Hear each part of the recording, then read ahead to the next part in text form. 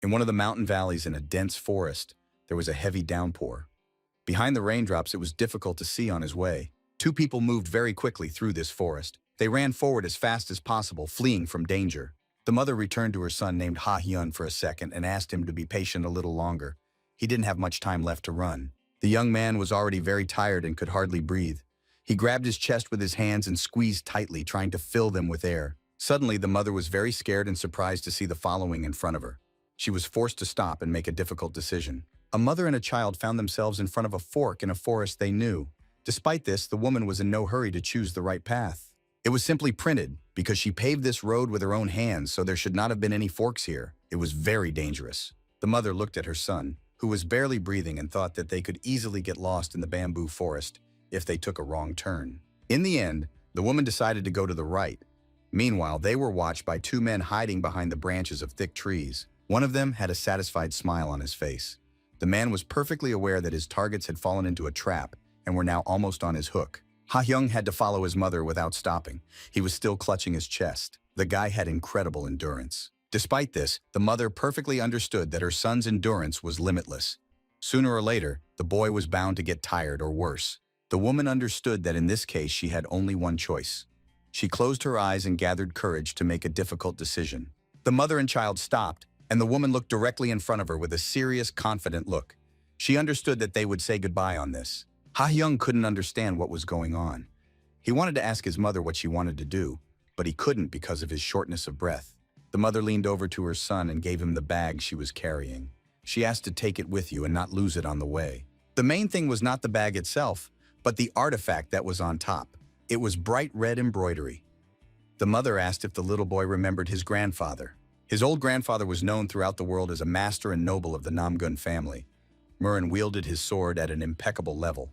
Ha-hyun heard the story about his famous grandfather many times and remembered them perfectly. He asked his mother what she meant. The woman replied that it was not important now. She ordered her child to hold the talisman firmly in her hand and head towards the Namgun family. She then said to show this artifact upon arrival and to call her name. She was sure that the grandfather would remember this talisman in the hands of the little one. The mother ordered her child to just run forward and not pay attention to any extraneous sounds. She wanted to protect him from danger. Ha-hyun looked at his mother with teary eyes and asked what would happen to her.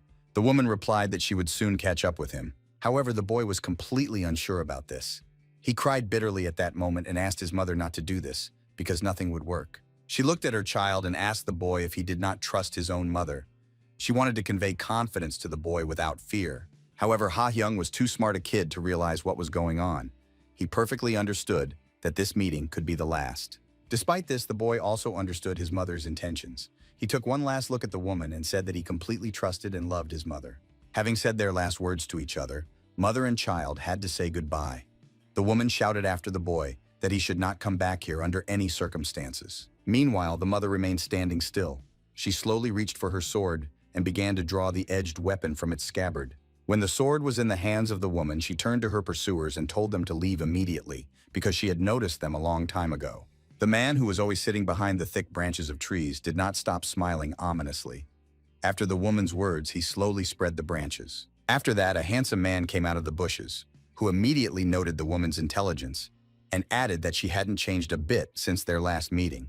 The mother looked at her potential enemy with a serious look and said that she was not going to talk to him about the past because it was still there. The man was not happy to be interrupted. He asked the woman who was able to move so quickly with such serious wounds. The pursuer was forced to admit that if the woman and the child had chosen a different path, they might even have managed to escape from them. From this, the mother was able to conclude that the man had tweaked their route a little. An old acquaintance asked why the woman decided to leave the military. The mother replied that she was not going to listen to and explain anything to such a bastard as Shin Ji-yuk. She called this man a traitor. The man slowly raised his left hand to his mouth and informed the woman that he had never been a traitor, adding that she did not know the whole truth. The young man said that from the very beginning, he was sent by his boss to the Namgun family, so he never belonged to it, and therefore, he cannot be considered a traitor. The woman immediately understood that the enemies had planned this enmity 20 years ago. The man noted that his old acquaintance was brilliant as always. He thanked the woman for welcoming him very warmly to Shinkajani, so he would allow her to die painlessly. The lady gritted her teeth. The mother prepared for battle and remembered her son. She concluded that the enemies do not know about him, so she just needs to bide her time. However, Shin Ji-hyuk, seeing his mother's reaction, told her not to worry about her son, because they would find him very soon.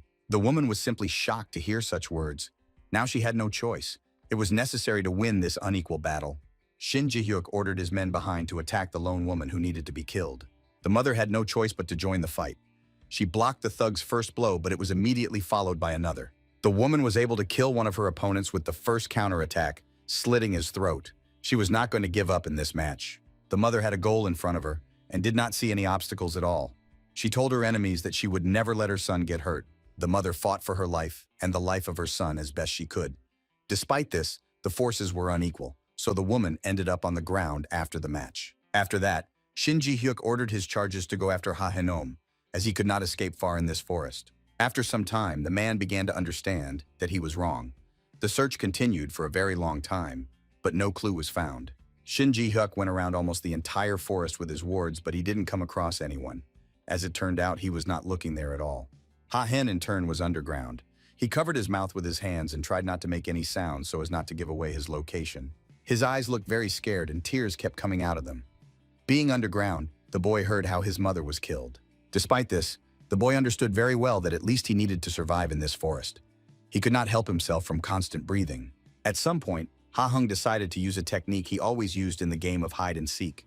The guy used the turtle breathing technique. The boy managed to use a technique that most professional killers did not possess. Some of them were now trying to find the little one. Shin Ji-hyuk was very angry, but there was nothing he could do about the situation. The guy literally evaporated into thin air without giving any sign.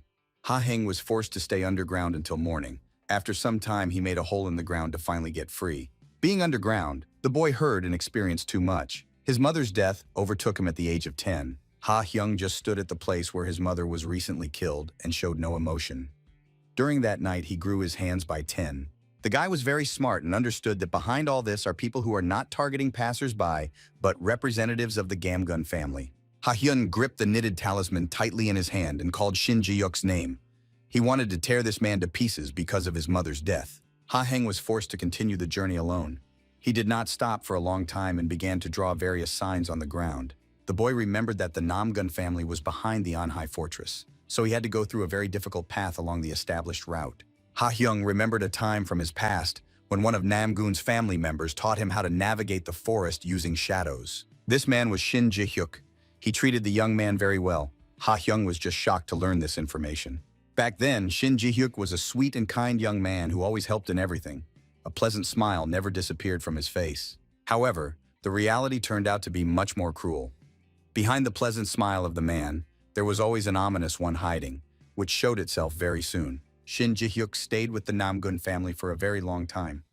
Although they were not blood relatives with Ha-henom, however, got along very well. Ha-hyung clearly remembered the day his father took in a stranger and made him a member of the family, giving him the last name Ji-hek. The boy was happy that day, as if he had been accepted into the family. He was genuinely happy for his older friend who deserved to be a member of their family. However, now Ha-hyun understood perfectly well that this was not the case.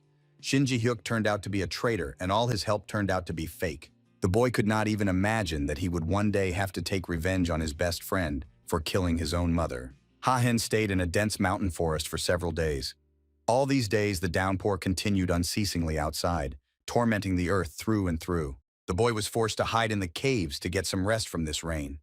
Hopes that nature would subside were completely futile. During these days, Ha-heng became very tired and almost died several times. He understood that no one could be trusted, so he decided to take the most difficult path. Literally in a few weeks, the boy almost died of hunger, and when he tried what he thought were edible mushrooms, he immediately got poisoned. There were several nights when Ha-hyung couldn't close his eyes at all. He was constantly distracted by the sounds of predators, whose eyes were focused on him. From the very beginning, the boy had a small bag with him, which contained a little money as well as paper, with which he could light a fire. In addition, Ha-hyung practiced the skills he managed to remember. He managed to learn a few things along the way. This evening, the boy decided to practice again using the method of internal concentration of strength. He released a stream of energy to the outside. Ha-hyun remembered how 3 years ago, his mother had decided to teach him the Namgun family's secret technique, which was only passed down to blood descendants of the family. Miss Namgun Enrin showed her young son the technique just once. The boy listened attentively to his mother, hanging every word on his lips. He was very intelligent but inquisitive. One time was enough for the boy to remember the information, despite its volume. Despite his age, Ha-hyun understood everything perfectly, even though it was a technique that was not his age at all. He also understood his mother's intentions. He could see the sad expression on her face when she was teaching this technique, but he didn't even ask why she suddenly decided to teach him. The now slightly older boy sat in the lotus position and tried to focus on his inner strength. The flow of energy continued to overwhelm his body. Ha-hyun remembered Namgoon's every word Enron, who told him about the inner strength technique. The guy reflected everything absolutely accurately. He was an incredibly talented child who could master absolutely anything. At the age of 10, Ka-hyun could already use the Namgun family's inherited technique. Having finished practicing, the boy stood up and decided to go hunting. His stomach gave him that clue. The guy has no choice. For a long time, Ka-hyun could not catch any animals at all, but that day he promised himself that he would not return to the cave without lunch. The boy went out into the forest clearing where the rain continued to drip, and he saw a white hare in front of him. The animal looked a little scared. Ha-hyun was able to hide his presence, and the hare did not notice him. The guy was behind a tree and tried to look as inconspicuous as possible. After all, he had to come out of his cover to attack the target. Ha-hyun moved as quietly as possible so as not to startle his lunch. At some point, the boy started from his seat and headed in the direction of the hare to catch it. He chose a very good moment. Despite this, he did not manage to lift the rather fast animal.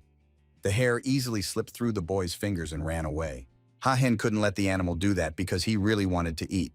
That is why the boy immediately began to chase the innocent hare. He was constantly lagging behind the swift paws of the hare and tried to speed up his clumsy legs. The boy understood that this was the only way out of the situation. Suddenly, Ha-hyun felt an incredible lightness in his legs.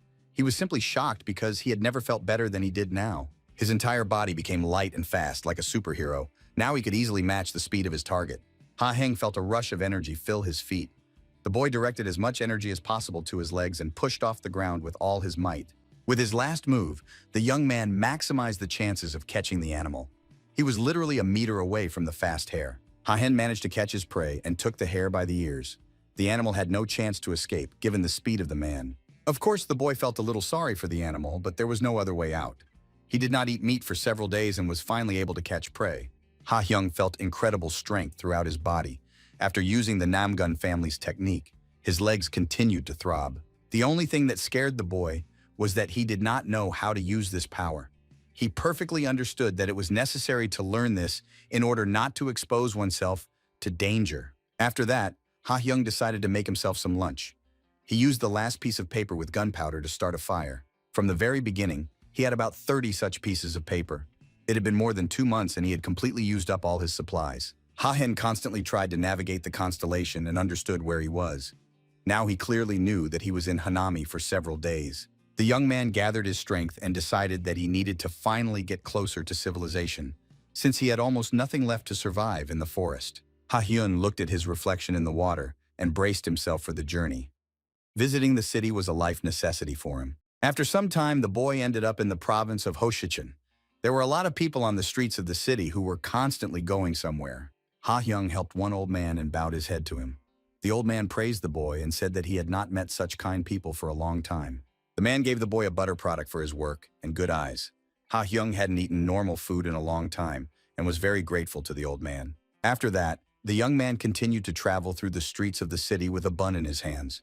He ate them as slowly as possible, stretching out the pleasure. Ha-hyun could taste this bun and enjoyed it to the fullest. Finally, he managed to reach civilization and communicate with people. The boy knew very well that Goshichen was in the southeast of Hanam Fortress, so he could conclude that he was heading in the right direction. He came to Hoshichen on a trading day and could observe a great many people. He was a little worried that there were many dangerous looks around. Ha-hyun promised himself to find some paper for the fire and leave the place immediately. He was going to stay here for a long time, given the constant danger. Suddenly, the boy heard an unfamiliar voice behind him which presented him with a claim why he had appeared on someone else's territory at all. Turning his head back, Ha-hyun saw a boy about his own age in front of him. He was very displeased with the stranger who took his bread. Ha-hyun met 3 strange boys who stared at him disapprovingly. He didn't understand what they wanted at all. A guy named Ma Yunchul was unhappy with the behavior of the stranger, who showed disrespect to the elders, and now he doesn't even want to answer. The boy realized that the stranger did not understand anything at all, and told him to look closely at his rope to understand the seriousness of the situation. He pointed to the rope on his belt. It was bright red in color and demonstrated belonging to a local military group. Ha Hen was not local, so I don't understand anything. He asked the interlocutor what this rope meant because it did not tell him anything. Ma Yuncheol revealed that this is a symbol of their Kaban training in the area. He wanted to teach a stranger who broke the law by begging on someone else's territory. Ha Hyun now understood what was the matter. He looked at his bun and realized that the locality accepted his actions as a normal brotherhood. The stranger tried to explain to the locals that he was not a beggar and there was a misunderstanding. Ma Yuncheol stopped the boy who was about to leave. He took out a stick from behind his back and said that he could no longer allow any stranger to roam his territory. He charged at the stranger with a stick in his hands and shouted loudly that he would defend his Kaban martial arts. Ha Hung didn't want to come into conflict with his peers at all. After assessing the situation, the boy realized that he would not be able to escape. Ma Yuncheol delivered the first powerful blow with his staff, but the opponent successfully avoided the collision by tilting his head down.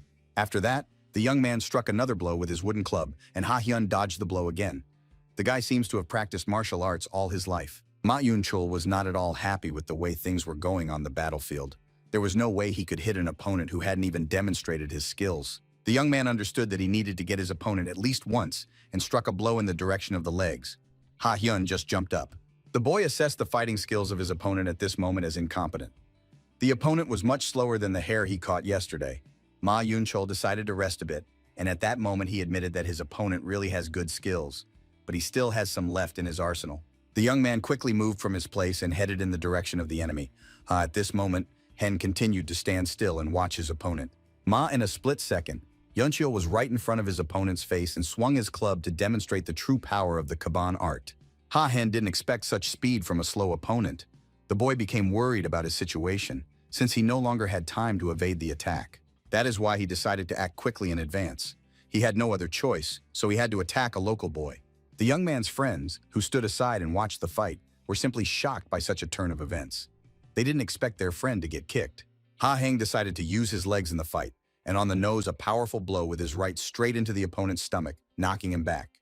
The guy did not practice martial arts, but he had a very good reaction and talent, so he chose the right moment for a counterattack. Ma Yuncheol could not have expected such a maneuver from his opponent. The young man felt the full force of the blow. There were tears in his eyes. After being hit in the stomach by Ma, Yuncheol flew back a few meters and landed hard on his back. He was defeated in this battle.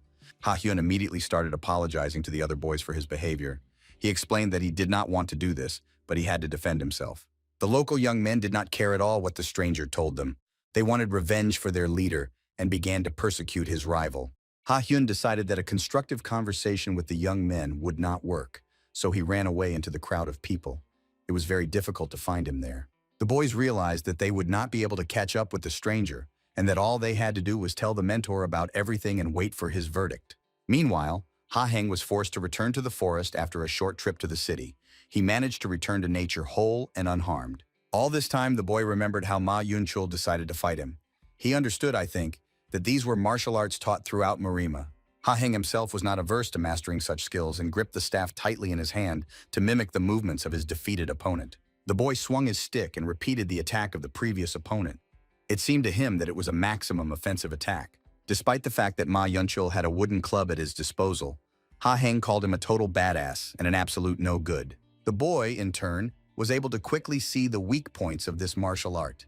He decided that the elbows should be kept closer to the body to protect the lower part. Ha Heng began to hone his fighting skills with an emphasis on speed.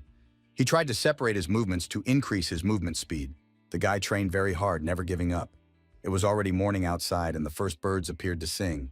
Hearing the singing of birds around him, Ha Hyung looked up and didn't even notice that morning had come. He spent the whole night in the forest training. Now the boy was forced to leave his fighting skills in the forest and go to the city again to buy the paper he failed to buy last time. Ha Heng gathered courage and again went to Hoshichun. He had no desire to return there, but he needed the fire very much. The guy stuck his stick in the ground and left it behind until better times.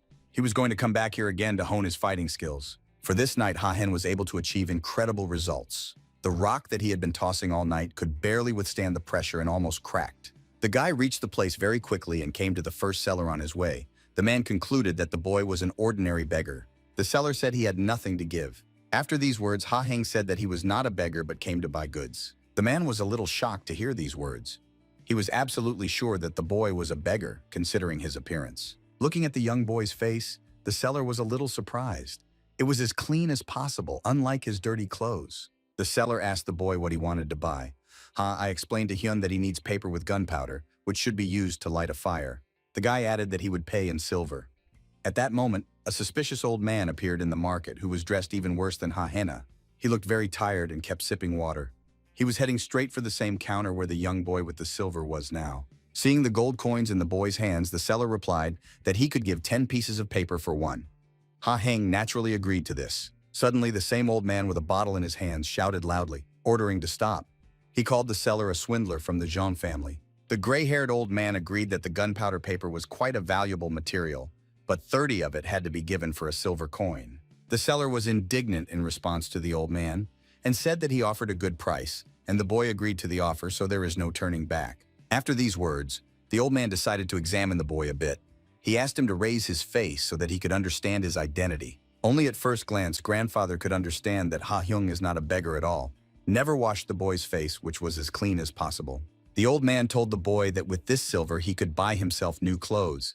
He also had the feeling that he had seen this boy somewhere. The gray-haired old man demanded from the seller to bring another 20 pieces of paper. The seller was left with no choice but to do so despite the displeasure. Ha-hen was infinitely grateful to the mysterious handsome man. The old man said that he was just tired of watching the man deceive everyone, so he decided to help. The man continued his conversation when suddenly behind them, they heard a voice telling the mentor that they had finally found their target. Ha-hung immediately realized that his old acquaintances had come looking for him. He was immediately reported on suspicion of beating a local boy for no reason. Ma Yunchul had recovered from their last encounter and was now serious again about teaching the law-breaking beggar a lesson.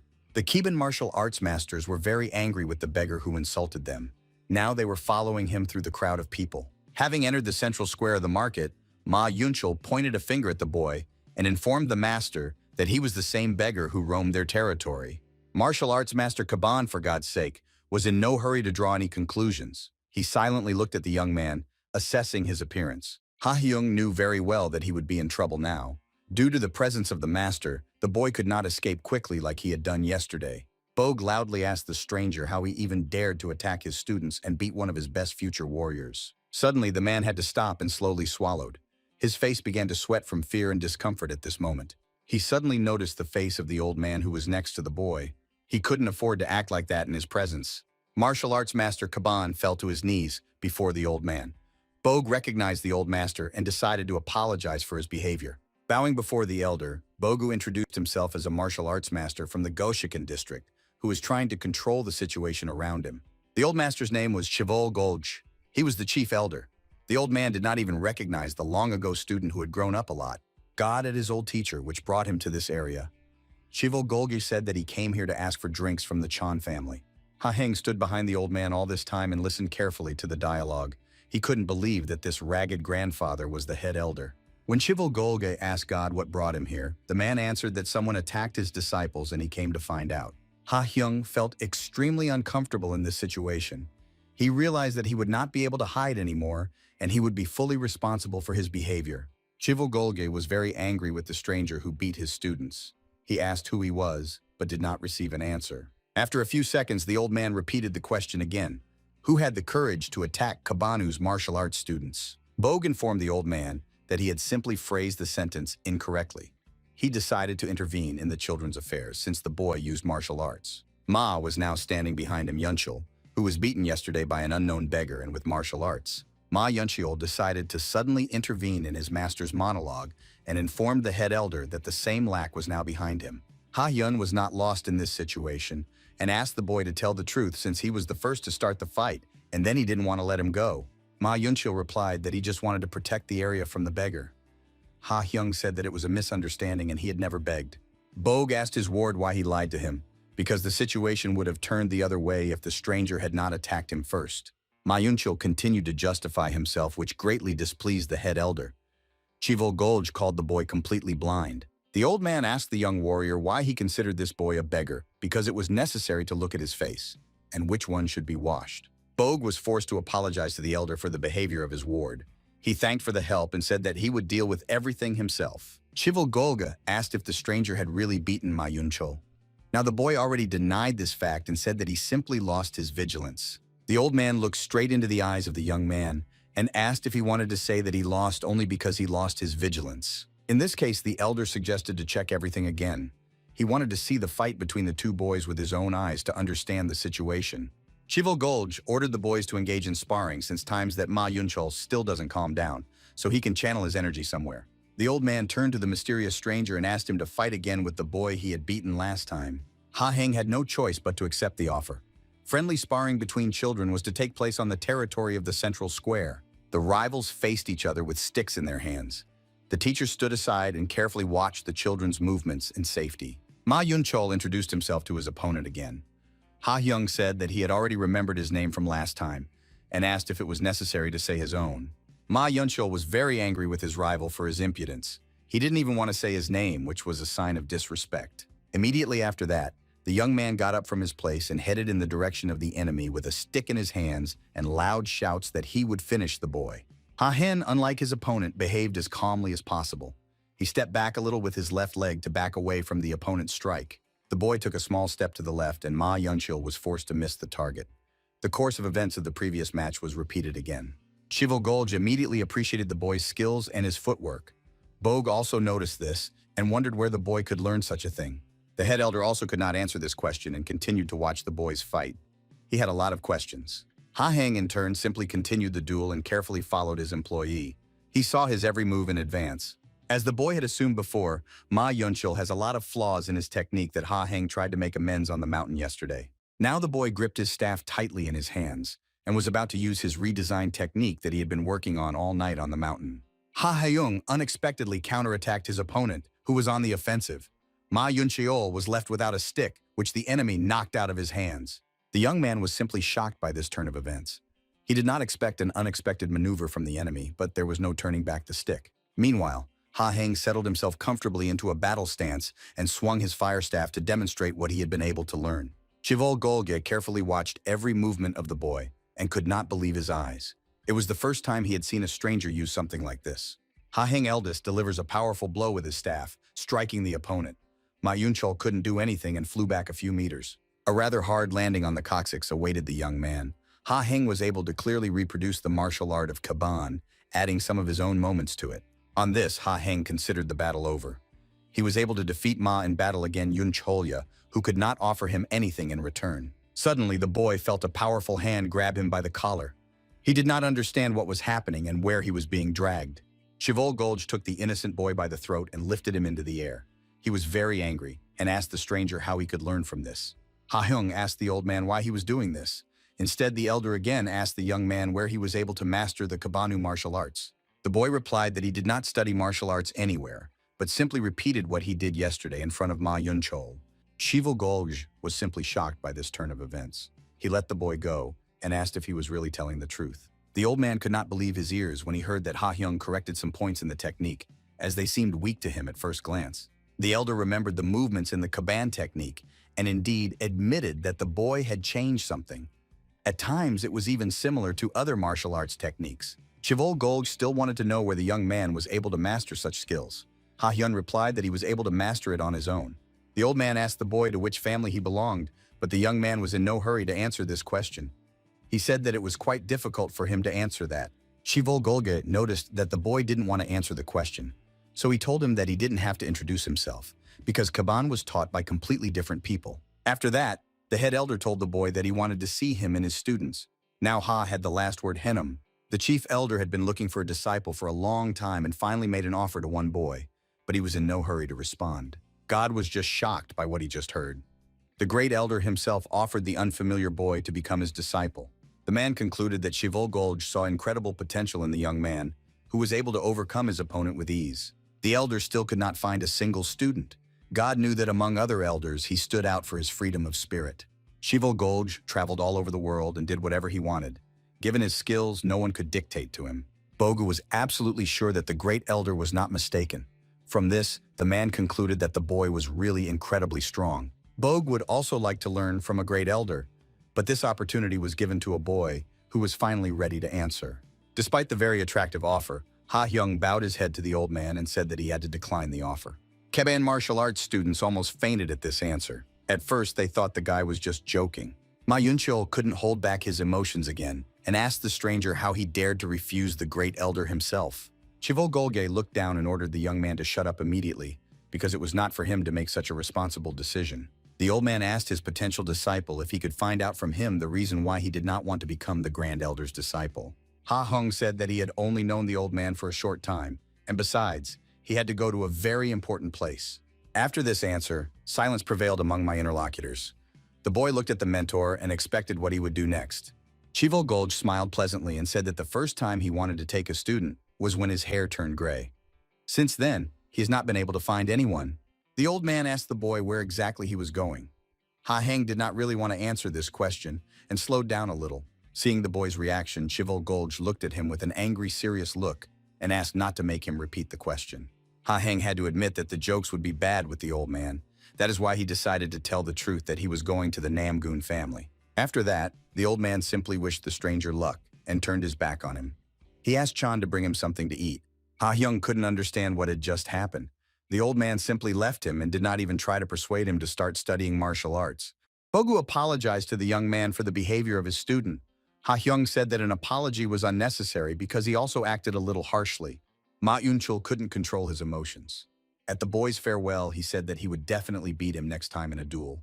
The young man again asked the boy to give his name. This time Ha Hyung still said his name, but he didn't really want to say his last name. Ma Yunchul said he wouldn't force him to do that, but made him promise that the boy would remember his name until the next meeting. Ha Hung was relieved to see the boy off with his teacher. During this day, he only heard his name, which is Ma Yunchul was incredibly proud. Finally, the boy was left alone and could rest a little after very emotional conversations. Ha Hyung couldn't stay in one place for too long. As soon as the boy decided to go to the Namgun family, the crazy old man jumped out in front of him and shouted loudly, ordering him to stop. Chivol Golge, after all, could not let the young man go so easily. He could not contain his curiosity and was interested in several questions. Landing on the ground, the old man asked if he was an unworthy teacher. Ha Hyun replied that it was not the case and he just had to hurry on his way. Chivol Golge demanded to explain why he should go to Namgun's family at all. Under pressure, the boy said in a low voice that he needed to meet with one person. The great elder could not understand why he found such a familiar face in the young man's face. It literally did not give him peace for a second. While the old man was looking at his face, Ha Hyung thought about starting to run away, but immediately dismissed that option as the old man was very fond of him. Chivo Golja continued to study the boy's face with his inquisitive eyes and finally realized that it was Namgoon's eyes. Aaron. Placing his hands on the young man's shoulder, the old man told him that he had exactly the same eyes and pale skin as the beautiful Aaron from the Namgun family. Chivo Golge described the depth of the boy's eyes in more and more detail. Ha Heng felt very uncomfortable and even a little frightened by the old man's behavior. The great elder asked the boy what his relationship was with Aaron. Ha Heng didn't know if he should answer the question at all. Without waiting for an answer, the old man smiled and said that he did not need an answer to this question because he had already come up with a plan of action. Chivol Golge said that he and his boyfriend were going on a trip to visit Namgun's family. According to the old guy, it should have been more fun. Ha Hyung didn't understand what was happening at all. His surprised look spoke for itself. He didn't expect the old man to suggest something like that. Chivol Golge turned to face his friend Chan and told him to hide the booze for better times as he had to go. The seller slowly exhaled and was even surprised that the old man was not going to drink. He really rarely turned down the fork. Chong considered the old beggar his friend, despite all his oddities. The old man was very surprised when Chong asked him to stand still for a while. After some time, the man brought a special wooden structure and told the old man that he would be able to carry the child on it, so that the boy would not get hurt anywhere. Chivol Golja asked his friend if he really thought that he would not be able to do without this design. Chong replied that the old man had not been in the best shape for a long time. The grand elder was forced to accept this fact and put a wooden structure on his back, telling the boy to sit on his back. Ha Hyung didn't really want to do it, but he understood that the old man wouldn't let go of him anyway. The boy also concluded that this grandfather was familiar with his mother. In the end, the young man had no choice but to climb on the old man's shoulders and trust him. Chivol Golja warned the child to hold on tight. Immediately after these words, the old man quickly moved from his place and headed forward. Ha Hung didn't expect that Grandpa could move so fast. The boy held on to the wooden structure so as not to fall to the floor. Chivol Golge rose into the air and announced that they would reach their goal in a matter of hours. The old man and the boy set out on the road and stayed there for several hours.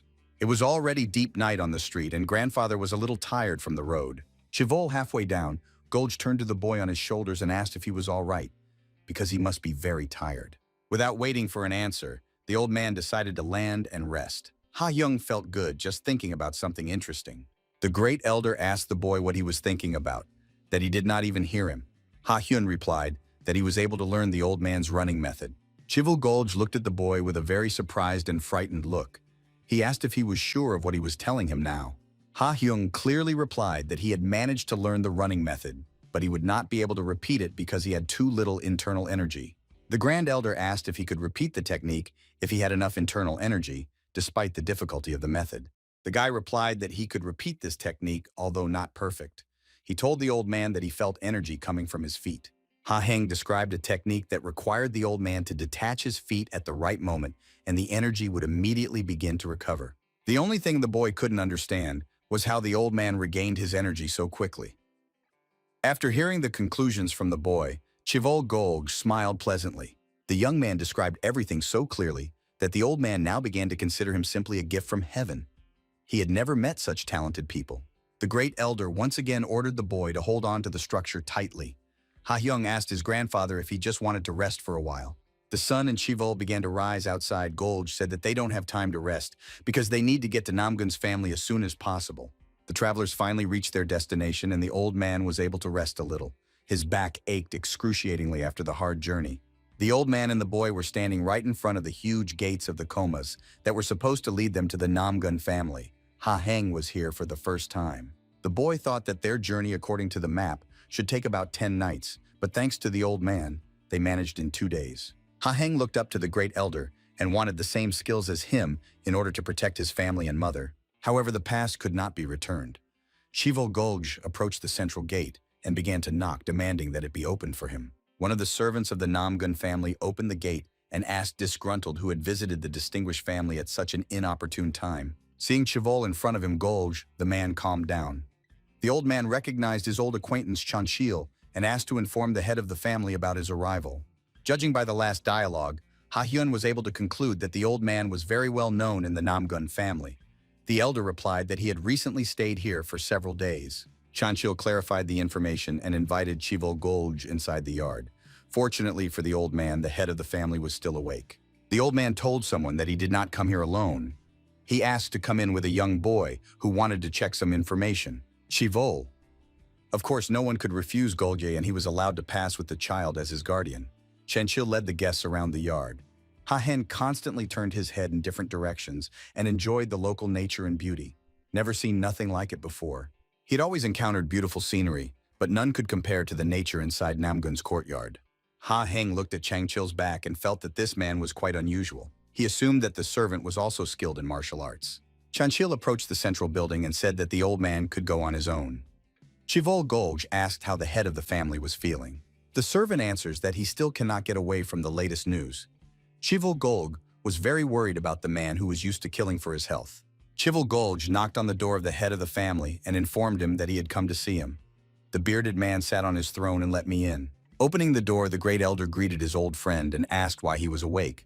Was he waiting for news? Chivol Golge wanted incredibly to sleep at this moment after the hard journey. The old man wondered how the head of the Namgun family could stand it at all. Namgun Murin came out of his chambers and greeted the elder. He replied that with the passage of time, his sleep is getting weaker and weaker. Murin was surprised that the old man returned to his room again, because he was here just a few years ago and then went to Hamsuk. Chivol Golge laughed and said that his friend knew him very well. The men had known each other for more than 50 years and were very good friends. The Grand Elder reported that he returned to his friend because of the boy standing behind him. He wanted to come to Namgun's family. Chivol Golge asked the head of the family if the face of this young man seemed very familiar to him. Murin wasn't sure about that statement. He carefully looked into the eyes of a very young boy, and at some point it dawned on him.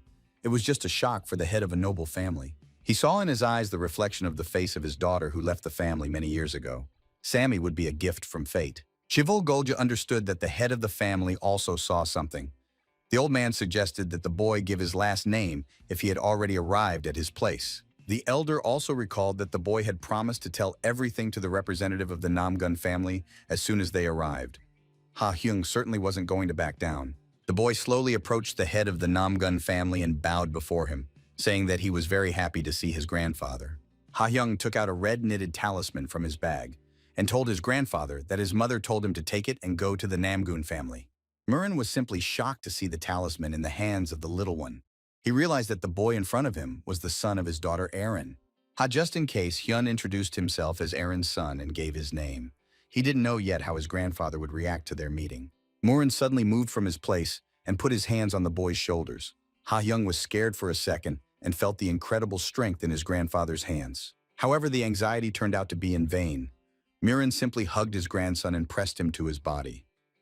Grandfather was very happy to see the boy. Namgun, the head of the family, asked his grandson how he ended up here. Ha-heng reported that he managed to survive and come here from Shingaj. Murin immediately asked the boy where his mother was now. Ha-hyun replied that Aaron was with him, but they were forced to separate due to the chase. Murin was just shocked when Ha-hung told him the story of how his mother had let him go and was left to fight their pursuers. Family head Namgun couldn't say a word at this moment. He didn't understand very well before, but now he understood what happened to his daughter. The old man chastised himself for allowing Aaron to marry and join the Shingaya family, which had been unexpectedly attacked. However, otherwise he would never see his daughter happy, nor would he hug his grandson now. At least the old man had someone to leave an inheritance to. Murin reassured the boy and said that he now has a grandfather. The last words moved the boy, and tears appeared in his eyes. Shivol Golj at that moment stood aside and watched how the grandfather hugs his grandson, and they both cry from the long-awaited meeting. After a rather emotional greeting, Ha-hyung told the two grandfathers about the situation that happened with his mother and a husband named Shin Ji-hyuk. Shivol Golj had never heard this name and asked the head of the Namgun family, maybe he heard something. Murin said that the name also appears for the first time. The great elder asked the boy if he could remember which family the man belonged to from the very beginning, or if he had any other name. Ha-hyung said that he also called himself Yu Ji-hyuk, despite already having a second name, Chivol. All the same, this information did not give Golga anything. Murin was glad at least that they had at least some clues. The man added that there is no need to be upset, and they will definitely manage to get more information. Ha-hung told absolutely everything he knew. The grandfather suddenly realized that he had again forgotten about his grandson, who was now next to him. The old man closed his eyes and said that revenge was not important to him now because a lot had changed in his life today. Murin spoke about the fact that his grandson finally came to him, who is now safe. Ha-hyun raised his eyes sharply. Murin approached the boy and remembered that more than 11 years have passed since Aaron got married and left the Namgun family. The old man continued to scold himself for the death of his daughter.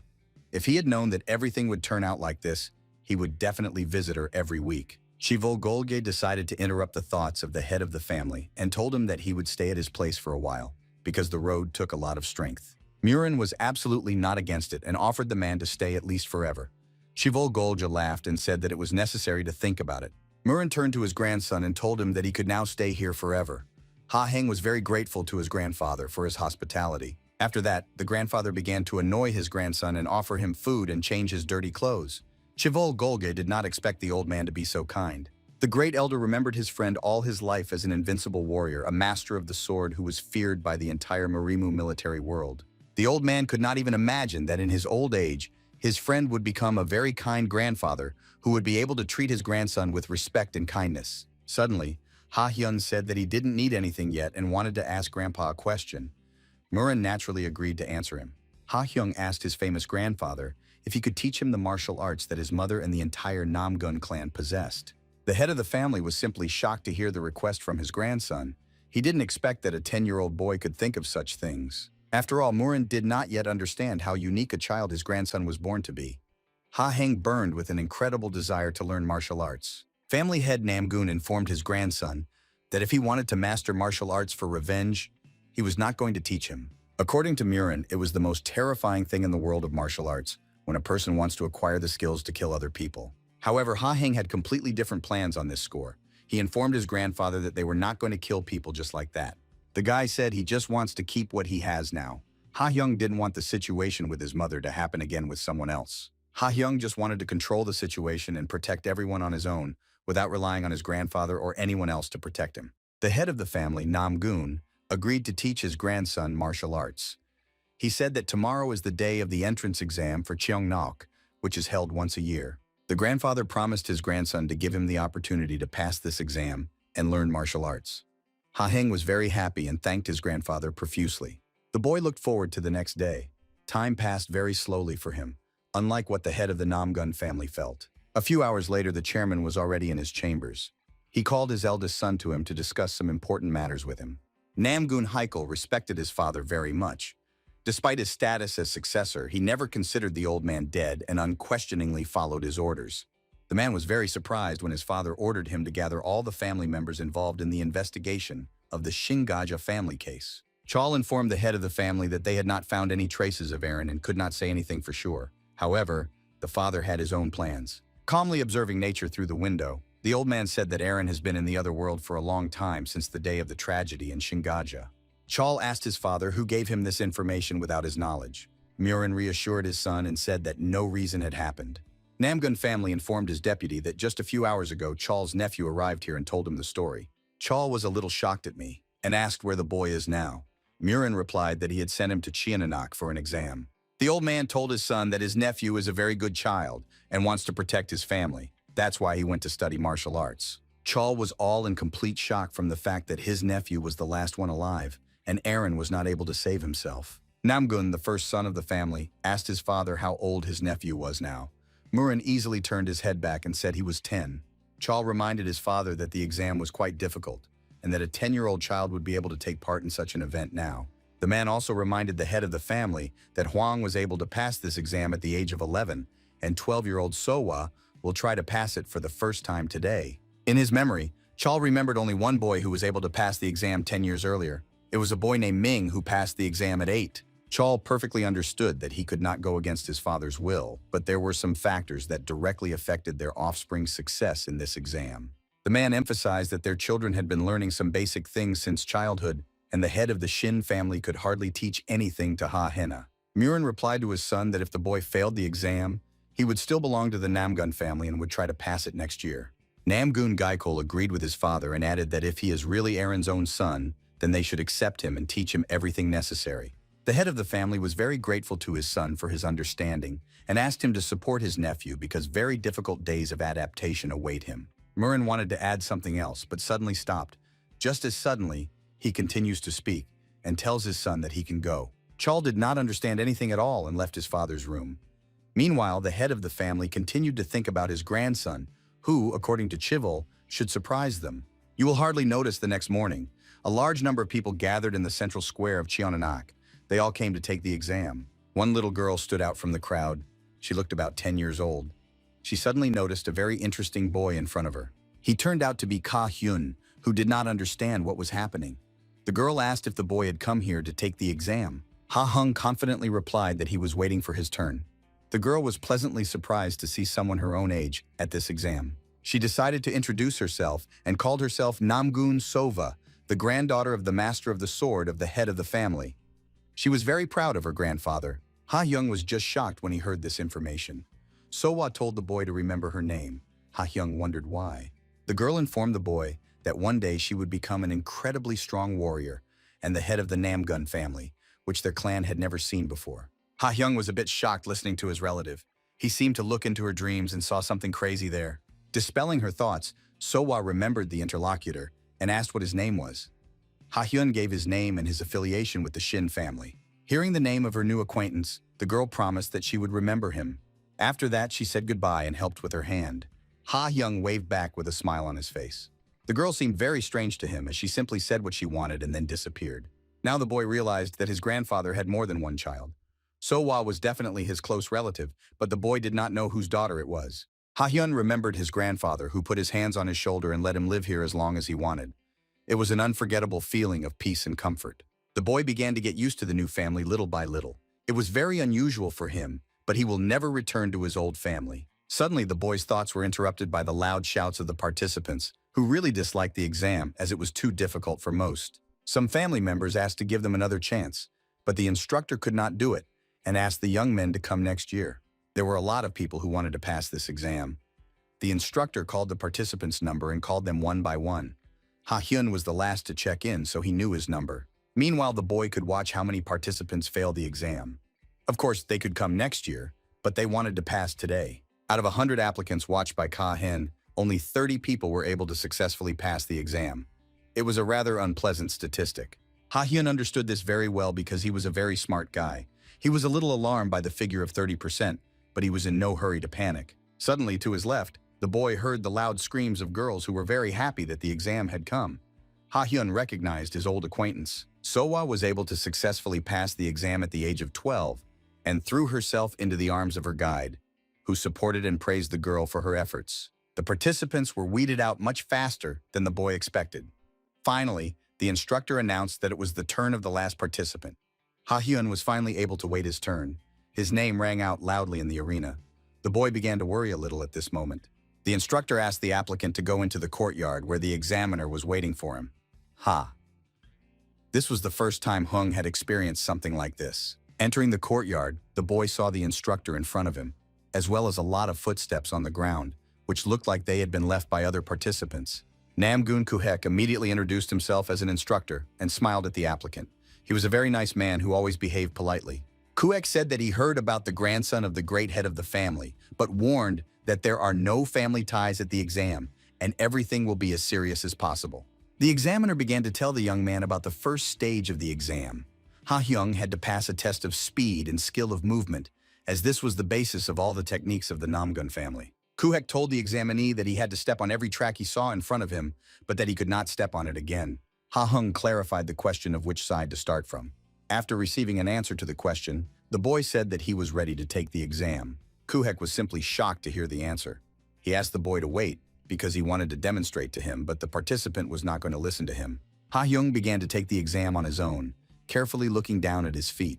Examiner wondered how a 10-year-old boy could do this so easily. Kuhek knew from the words of the head of the family that the boy was not seriously engaged in martial arts, but it was very difficult to tell from his skills. The man could not understand how this was even possible. Ha-hyun went through each step with ease, not paying attention to the complexity of this technique. Literally, in less than a minute, the boy had already finished this exercise. After that, he approached the examiner with a very confident step. Namgoon Kuhek was in complete shock and couldn't say a word. He just stared at the boy standing in front of him. Ha-hyung looked into the examiner's eyes with enthusiasm and asked if this was the only test to pass the first stage of the Cheonanak exam. Namgoon Kyuhyun wasn't actually from the Namgoon family. All his life, the young man bore the surname Hwang until a certain moment. 10 years ago, he passed the entrance exam to Cheonanak. Since then, he began to study in the territory of the Namgoon family, mastering its skills. The young man progressed very quickly, and 3 years later, Swordmaster Namgoon Murin recognized the boy's talent and gave him his surname. Most of all, the master appreciated the pupils in Kyuchin, with which he could recognize the talent of people just by looking at the flow of their inner energy. It was because of this that on the day of the exam, the man was as bored as possible. This year, the contestants were weaker than he expected. Of course, the examiner managed to assess the decent skills of some participants, including Sohwa, who showed herself to be very good for her age. But in general, there were a lot of losers who could not cope with the first stage. The level was much lower than last year. Kyohyun thought so until he met a boy who surpassed all his hopes. Ha-hyung was able to overcome the first stage with ease. The examiner had some doubts about the fact that the boy did not study martial arts. He asked the novice how he knew how to work with his feet correctly. Ha-hyung replied that he never studied and just managed to remember the path he took. Kyohyun couldn't believe his ears. The examiner decided not to burden the boy with questions and said that he passed the first stage, so he can start preparing for the second test. Ha-hyung thanked the man and left the courtyard. Kyohyun just stood there for a while, wondering if this guy was really a genius. Suddenly, the examiner felt the presence of one of the top family members behind him and asked if it was really the grandson of the head of the family. The eldest son of the Namgun family replied that it was indeed an incredible talent. Chol now understood why his father was so sure of this boy. When the first stage was over, Namgoon Kyuchin gathered all the participants in one pile and told those who were able to come to the first stage of the exam to move to the left. Namgoon Sohwa met her old acquaintance and was pleasantly surprised that he passed the first stage. Ha-hyun smiled pleasantly in response. The examiner interrupted their dialogue and asked them to pay attention for a few minutes. To begin with, he congratulated everyone, then got the opportunity to participate in the second stage. He informed all those present that if they can pass the second stage of the exam, they will be able to become a member of Chonanak with honor. Kuchin said that the second stage of their exam has remained the same for several years, so there will be no surprises this year. He pointed with his hand at the young men behind him and said that the applicants would simply have to engage in battle with one of the members of Chonanak. The participants were simply shocked because they did not know what was waiting for them. Ha-hyuk stood in the crowd and heard how opinions were divided among the participants. Kuchin told the contenders not to worry about who, because it will be a fake sparring. The focus will be on evaluating the abilities of the contenders. The man immediately advised the participants not to even hope for victory, because none of the previous applicants managed to win the exam. Sova looked forward to the second stage. On the contrary, already adult young men and women around her were very worried about their situation. The examiner wished all the participants good luck and asked them to approach one by one. Ha-hen, in turn, was interested in what the applicants thought about this exam. The guy managed to notice that some participants were simply indignant about the second test because it was almost impossible to pass. Other participants, including Sowa, on the contrary, were pleasantly surprised and their eyes were burning with impatience to take part in the battle. These two types of applicants could easily be separated from the crowd. Ha-hyung could clearly see their eyes, which were distinguished by their enthusiasm. Suddenly, the young man's observations and thoughts were suddenly interrupted by the examiner's voice, who called him to pass the second stage of the exam. The boy did not expect that this time he would be the first. Ha-hyun entered the arena where his opponent and two judges were already waiting for him. Namgun Kyu-hyun once again greeted the boy and informed him that now he will start a friendly sparring with a member of Cheonanak. The man explained that this sparring does not bring any result, and you just need to knock the opponent off his feet or push him outside the ring. Kyuchin revealed that the challenger could use any ability, including internal energy. Ha-heng understood everything at once. The young man who stood opposite the boy was smiling pleasantly watching his opponent. He looked forward to their meeting. Ha-hyung was simply shocked when his rival greeted him and called him his younger brother. It was something very strange. The young man introduced himself as Namgun Hwang, explained that he is also the grandson of the head of the family. The young man had already heard a lot about his brother. Hwang smiled pleasantly and said that his brother could just call him cousin, if that was convenient. Now it became a little clearer to the boy. Hwang also explained that he wanted to see his cousin as soon as possible, so he asked that the boy be chosen first for a friendly sparring match. Member Cheonanak got into a fighting stance and warned his cousin to fight with all his might, otherwise he would not be able to pass the second stage of the exam. Ha-heng understood this very well and was very serious. He also got into a fighting stance and focused his gaze on the enemy. Hwang behaved a little more calmly, but still he was not going to lose his vigilance and was ready for absolutely anything from the opponent. Kyu-hyun thanked both sides for their friendly greetings and said it was time to start the match. He announced this by clapping his hands. Right after the signal, Ha-heng quickly moved from his place and headed in the direction of the enemy opposite. He was going to end this match quickly. Kyuchin continued to marvel at the boy's skills, but he believed that in this battle he actually had no chance against a true warrior. Heikel was of approximately the same opinion. He was sure that the boy would pass this exam, but he believed in his victory with problems. As soon as the man thought that the boy lacked skills, like Ha-heng used his inner energy and concentrated it in his feet. Literally in a second, the boy was behind his opponent, catching him by surprise. No one could have guessed that he would be able to move like that. The examiner and the eldest son of the Namgun family were simply shocked by what they saw with their own eyes. Units on this exam could be used as internal energy. As Kyuchin assumed before this, Ha-hyung used the walking technique he saw in Chiwal Golge. This gave him an advantage. Ha-hyun threw a powerful punch with both hands and was about to end the fight, but Hwang had a different opinion. He easily dodged the attack by taking a step to the left. The rookie did not expect that his opponent would really be incredibly strong. Hwang was not going to give in to his cousin despite his kinship. Hwang put his left hand out in front of him and focused his energy around the palm to slightly put his opponent in his place. Ha-heng was forced to retreat back using his quick feet. Hwang admitted that the boy almost got him with his last attack. Kyuchin carefully watched the boy and concluded that it was possible to end the fight because he showed himself incredibly, but the examiner did not do this. He wanted to observe the talented boy a little longer. Meanwhile, Hwang decided to go on the offensive against his opponent. Member Cheonanak moved very quickly, using quick feet. With his movements, he tried to confuse the boy. Ha-hen remained standing in his place, watching the enemy. He admitted that he could not keep up with his movements. Suddenly, the boy remembered how he had passed the first test of this exam using a walking technique that was similar to this one. Ha-heng was absolutely sure that his opponent was using the exact same technique as the one that had forced them to pass in the first stage. The boy certainly did not have time to watch his opponent and saw only the last moment of the blow, when Hwang was right in front of him. Despite all the difficulties, Ha-heng dodged his opponent's blow with ease, reading his movements and leaning forward. Heikel was simply shocked by what he saw with his own eyes. He couldn't believe that the boy had actually experienced something like this before. Hwang was no less surprised than Chol. He opened his mouth wide in surprise and didn't even understand how the boy managed to dodge. Moreover, Ha-hen was not going to stay in one place for long and immediately found himself behind the back of the enemy. He was preparing to launch his final attack. The examiner and the eldest son of the Namgun family were shocked and amazed at the same time. They saw such a case for the first time in the entire history of Chonanak exams. A member of the martial arts organization could not stand on his feet and lost the sparring match.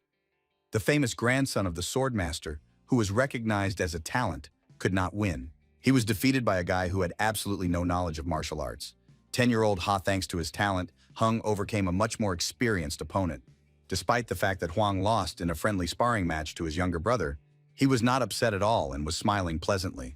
Ha Hung thanked his cousin for sparring and folded his arms in respect, saying that he was just lucky in this fight. The guy perfectly understood the fact that he was lucky, because the recklessness of the opponent and his knowledge of walking turned out to be completely accidental, and he would definitely lose the next fight. Suddenly, the examiner decided to interrupt their conversation and turn to the newcomer. He was interested in how the boy was able to demonstrate something like that. Kyuchin asked the boy how he knew the endless walking technique, because before that, he said that he had not studied martial arts at all. Ha Heng confirmed that this was completely true, and he was able to repeat the endless walk using only the movements he had memorized from the first test. The examiner was simply shocked to hear such an answer. It seemed to him that it was simply impossible to remember every movement just once looking at the tracks. Kyu Hyun remembered the best rookie before that, which was Min.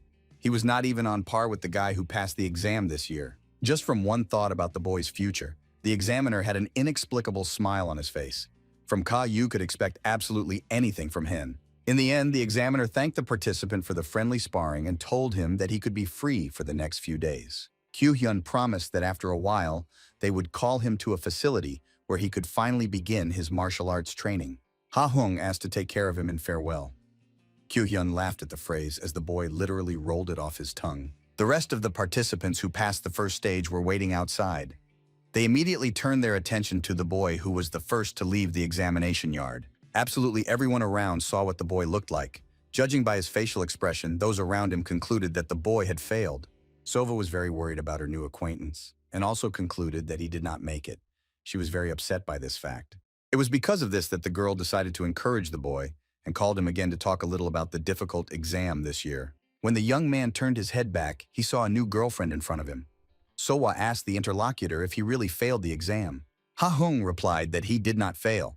The girl was simply shocked and asked, "It turns out that he just passed the second stage of the exam."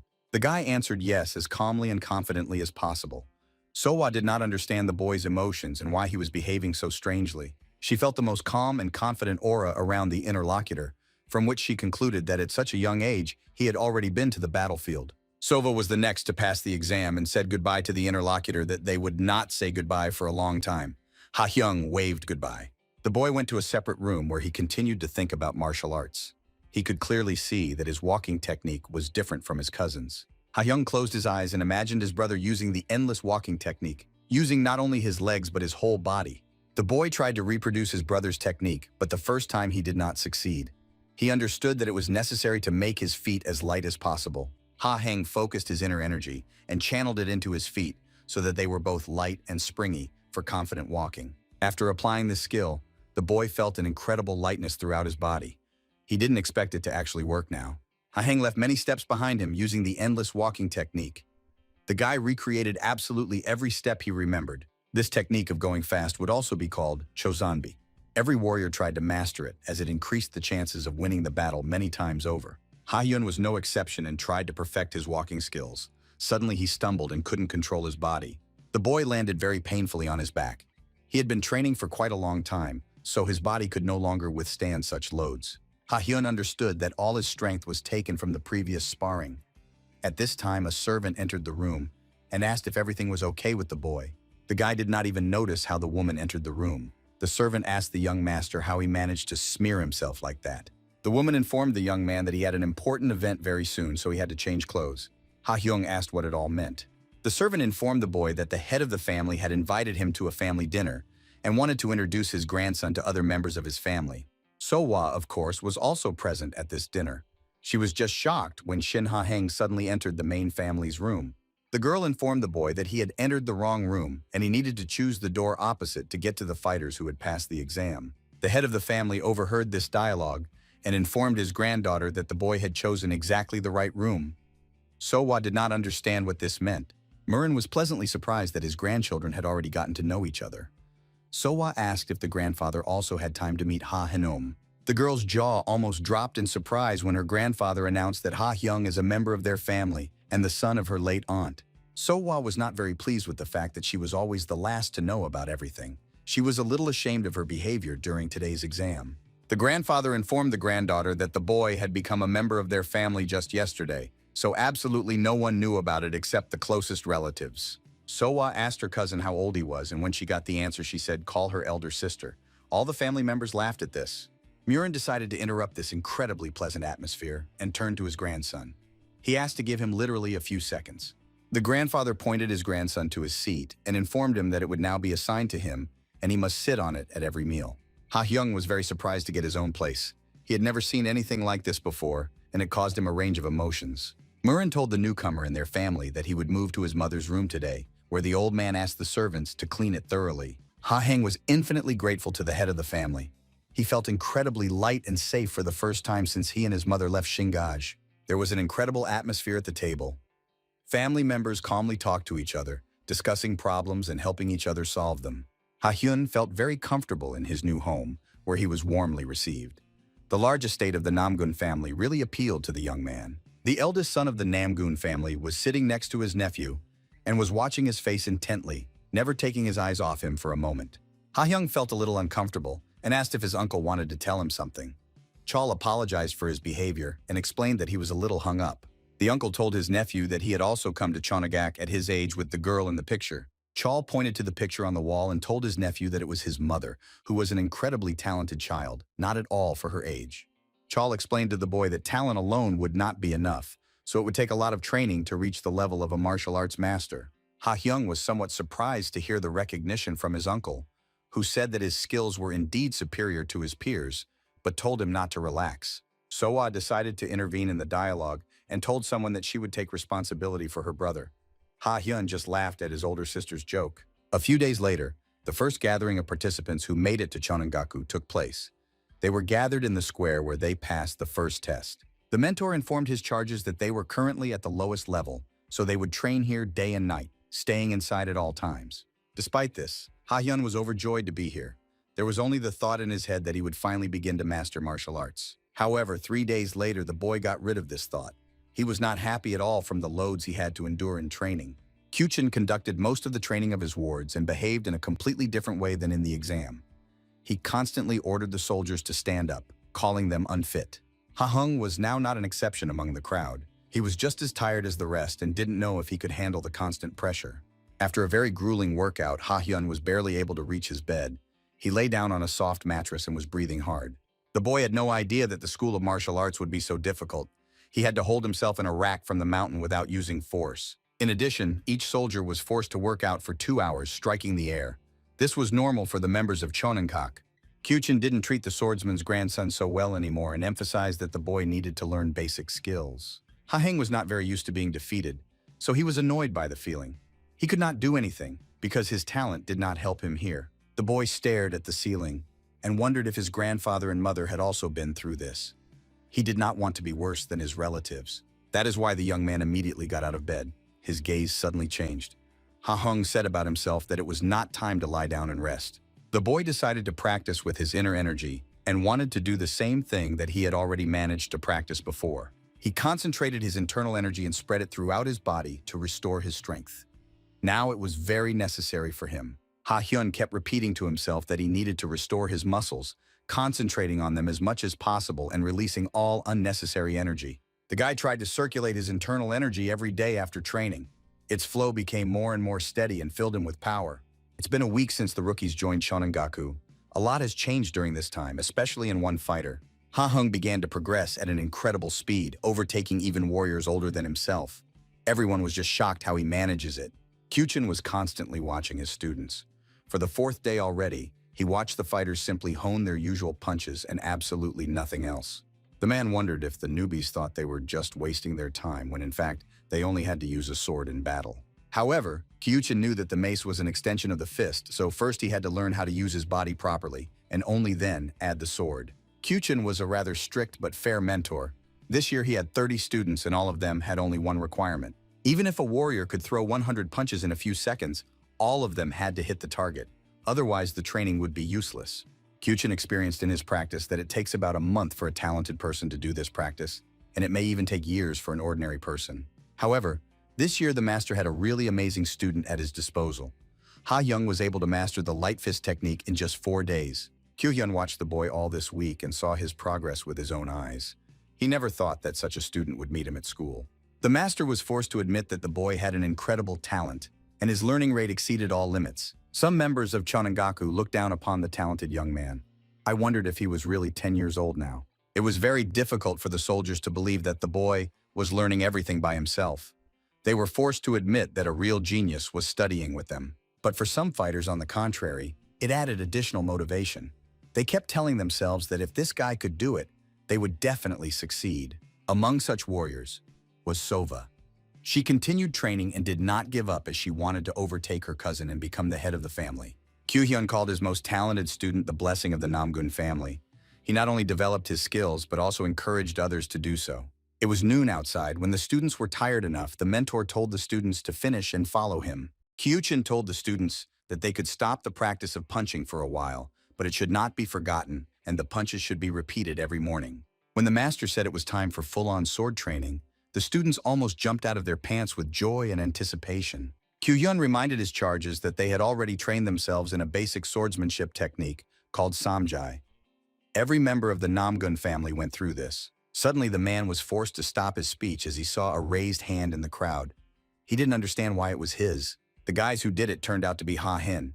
The teacher asked the boy if something urgent had happened that made him decide to postpone his studies. Ha Heng said that he had never held a sword before. The reaction of the mentor as well as Sova had no bounds of surprise and shock at this moment. Kyuhyun decided to tell the boy about the technique of wielding the sword and the spirit of samjai.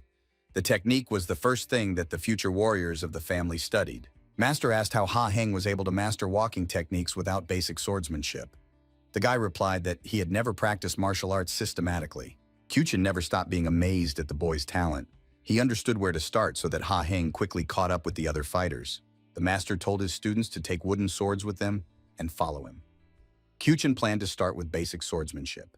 Having entered the arena where there was enough room for maneuvers, the teacher took a wooden sword in his hands and was going to demonstrate how to control the weapon. Before that, he told the students to look carefully.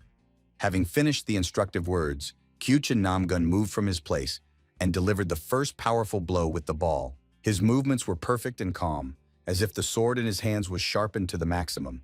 He behaved very confidently and murderously. Kyuchin changed his location with a quick walk, not forgetting his sword. Legs together with weapons had to work in unison. After quick and precise movements, the master stood in the final stance, exposing the blade of the sword in front of him. This was the basis of sword ownership. Ha Heng was amazed at his teacher's skills. Samji was the simplest swordsmanship technique, and all swordsmen started with it. Kyuchin told the students after the masterclass that they should know this technique perfectly. With that, the teacher ended today's practice and said that they would continue tomorrow. Ha Heng rested for a while in the barracks and went outside again under the full moon. He wanted to practice a bit to catch up with the others in swordsmanship. The boy matched his teacher's basic technique with Ma's fighting-style youngster, whom he met on the street. They were very similar. This made the boy's studies many times easier, as there was nothing to compare it with. Ha Heng raised his sword and was ready to try. The boy suddenly moved from his place and then smoothly began to move in a circle. He tried to accurately reproduce the movements of his teacher. Ha Heng managed to do this very well. Of course, he was far from ideal, but his foundation was laid at first sight. The boy stood in the final stance and put his sword in front of him. He clearly remembered each movement and was able to repeat them with some inaccuracies. Samji turned out to be much simpler than the boy expected. He wasn't going to stop there and got into a fighting stance to continue training. Ma's martial arts Yunkol, which he used against him. This shooting range was called Tagushchipolcho. Ha Hen practiced his skills almost non-stop. He wasn't going to stop and kept moving forward despite his fatigue. Time ticked by and the boy continued to train in the backyard. All the students had already gone to bed, but Ha Hung took his time in bed. During a fairly short training, the boy managed to understand why the master taught them to hit accurate shots. Blows with the sword worked according to the same logic as a blow with a fist. Ha Heng also realized the fact that the technique he was practicing, creating in order to master them through repetition, was possible several times. The young man realized that the Samje technique becomes dangerous when it is perfected, and no martial art is complete without this basic technique. That is why the boy constantly told himself not to stop and continue to stand his ground. He repeated the same movements over and over again. In the end, the Samji technique, which consisted of 3 movements, was getting better and better for the boy. He could feel his legs interacting better with the sword. Ha Heng felt that his skills had greatly improved since yesterday, but there was still something missing, as if his sword was heavy. Suddenly, the boy heard a man's voice behind him, which informed him that the newbie needed to spend more time on his lower body. The stranger came closer and closer to the boy and said that he knew Ha Hyena, in which the blood of the Namgun family flows from birth. Ha Hyung was a little scared and asked the stranger who he was. The young man immediately apologized for not introducing himself, because it should have been done from the very beginning. The young man introduced himself as Namgun Min. This was the same boy who was considered a genius. He was able to pass the exam at the age of 8. Ming smiled pleasantly and greeted his younger cousin. He added that he was looking forward to their meeting and finally they were able to see each other. Ming began to walk closer to his brother. He noted the diligence of the boy who trains even at night without resting his hands. Ming was pleasantly surprised when Ha Hyung told the best man that he had heard a lot about him from his uncle, who spoke very well of him. The young man asked his cousin if he could practice the Samji technique. Ha Heng replied that he already has a lot going on. Ming praised his younger brother and said that his skills are really amazing. Instead, the young man asked if the boy did not think that something was missing here. Ming informed his cousin that the art of swordsmanship is not just moving the sword to cut sides. Maneuverability is important in swordsmanship. Suddenly, Ha Hen brightened after these words. He called himself a fool because he hadn't thought to use the fast-walking technique he was good at. Ming asked his younger brother for the sword and told him to look carefully. The young man decided to demonstrate how to manage the mastery of the sword. The older cousin got into a fighting stance and raised his sword to his head, preparing to demonstrate the simplest technique he had perfected himself. Ha Hyun was looking forward to what would happen next. He clearly saw the movements at the beginning and understood that it was Samji, but not quite an ordinary one. Ming used a basic swordsmanship technique based on internal energy. This gave him greater maneuverability and impact power. Ming used the Taishan propulsive strike, swinging his sword in all directions and creating a huge shockwave around him. After that, the young man stopped for a second and pointed his sword in front of him, as if aiming at the target in front of him. After waiting for less than a second, Ming struck out in every direction of the world part, including the secondary ones. It was just something incredible. Ha Heng was shocked by his brother's skill and could compare him to a wind that blows absolutely in every direction and can blow anyone away. After finishing the technique, Ming explained to the calm that his last move is called an all-encompassing storm that cuts in all directions at once. The older brother was very surprised when the younger brother said that he had been watching his brother's feet carefully during the komu as he used the sword. Ha Heng said he missed a lot of details, but he got the gist. Min decided because this technique was still too complicated for his cousin. The older brother thought about telling his younger brother a little later why the walking technique was so important in the use of swordsmanship. However, Ming decided not to do this because he knew that his own understanding helps much better. Ha Heng was ready to answer. The guy said that he managed to understand the reason why it is very important to move the legs. For this reason, he called the importance of maintaining the center of gravity. Ming was simply shocked by this finding. Ha Heng added that the torso should always be in a moving position, not deviating from the center even by a centimeter. In addition, the boy said that an important detail is the separation of internal energy and strength, which he needs to pay the most attention to. Ming was just shocked how quickly the cousin was able to understand about the torso. It took him 13 years to realize this. The older brother looked at his younger brother and wondered if there was someone in their family who could surpass even him in talent. Min praised his brother and told him not to miss class and to continue training, emphasizing the center of gravity in fencing. The older brother added that the younger brother should not dwell on his thoughts all the time. Ha Heng bowed and thanked his cousin for his guidance. After that, Ming advised his brother to go to bed, as he has training to continue tomorrow. Ha Hyun immediately went to his room. The morning of the next day came very quickly, and Kyu Hyun met his old acquaintance Min, who hadn't visited Jeongnam-gek for a long time. Min folded his hands in respect to his teacher and said that he was finally able to return to school without any mishaps along the way. Kyuchin asked the young man if he managed to get any information. Min replied that he had managed to learn something but very little information. The teacher wasn't too surprised to hear that the young man had discovered traces of a demonic cult on his way back to Jeongnam-gek. Kyuchin expected that sooner or later it had to happen.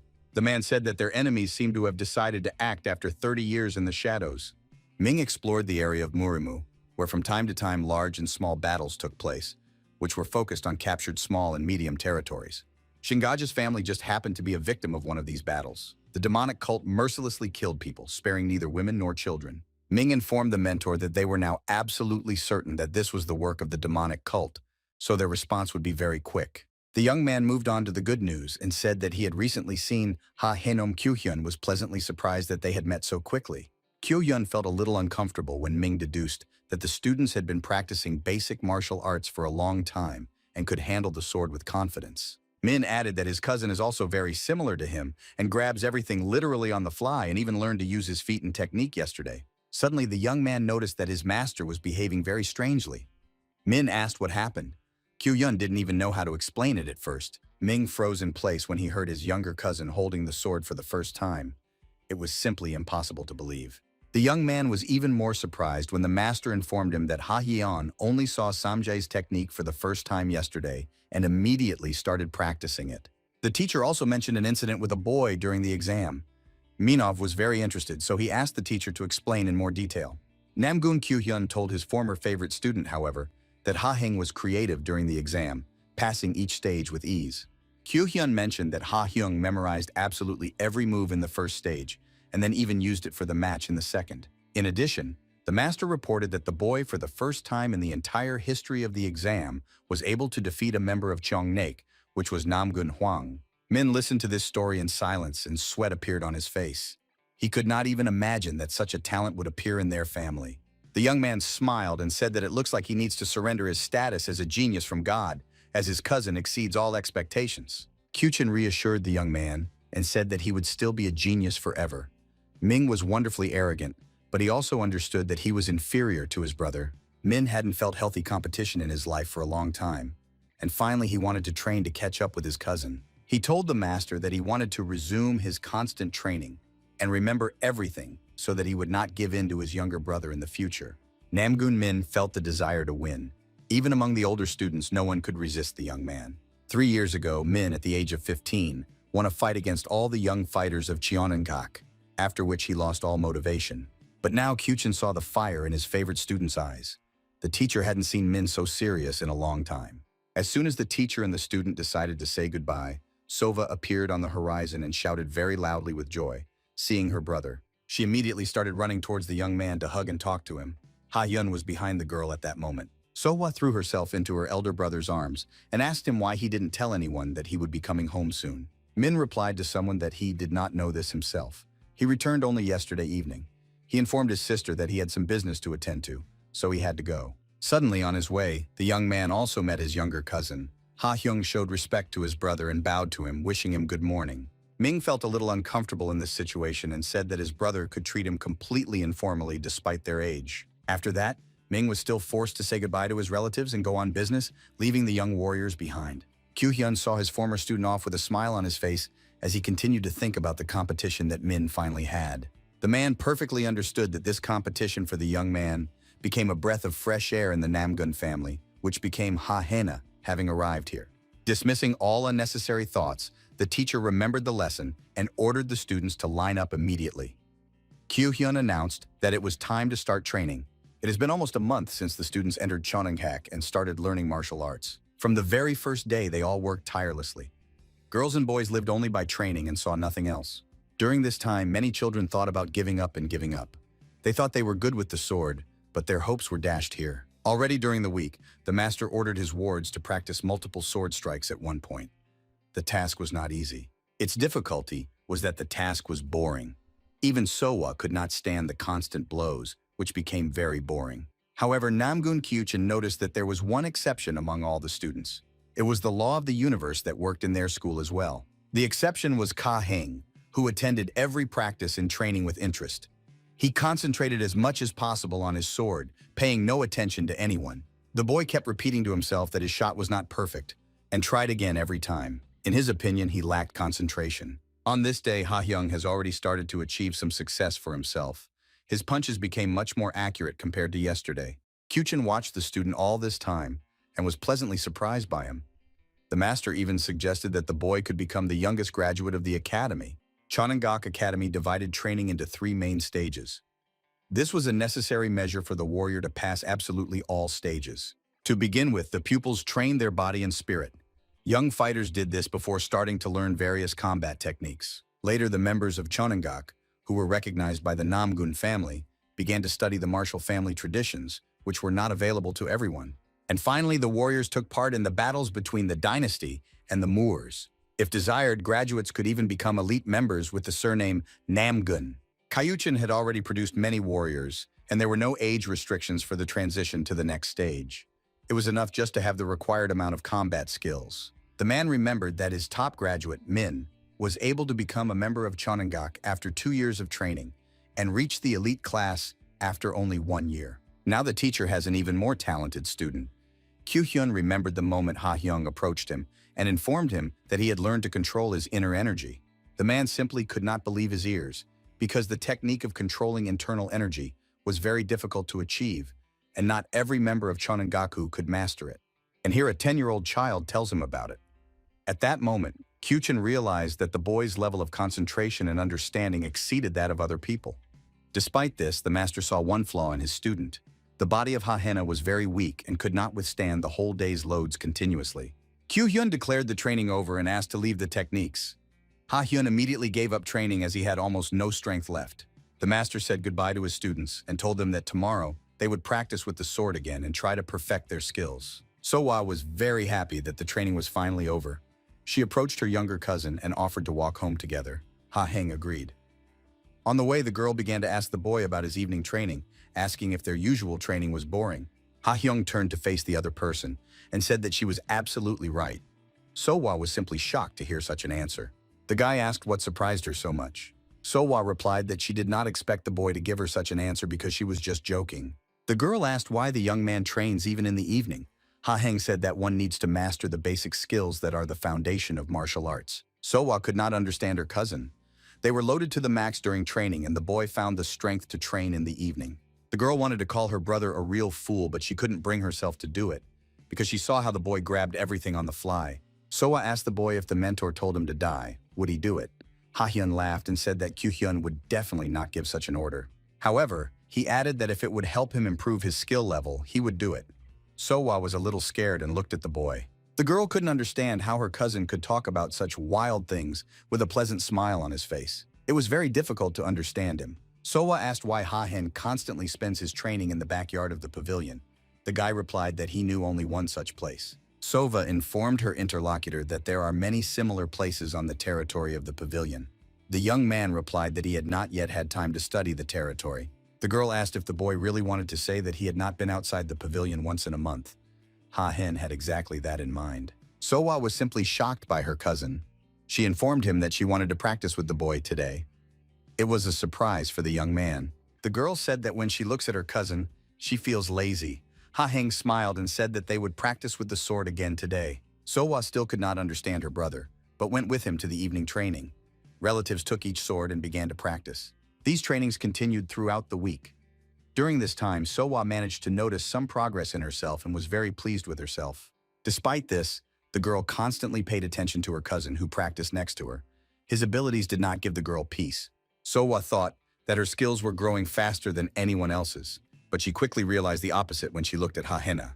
Watching the boy, the girl understood that she was very far from him. Ha-hyun progressed at a breakneck pace. Closing his eyes, the boy remembered his older cousin's samjae technique and wanted to reproduce it right now, as he had enough skill. Ha-hyung stared straight ahead and was sure that this time he would be able to follow his brother by feeling the wind. During a week of training, the boy managed to understand the words about me that fencing is not just swinging a sword, but something more for a master. Constantly practicing, Ha-heng realized that he did not need to fully control the sword in his hands.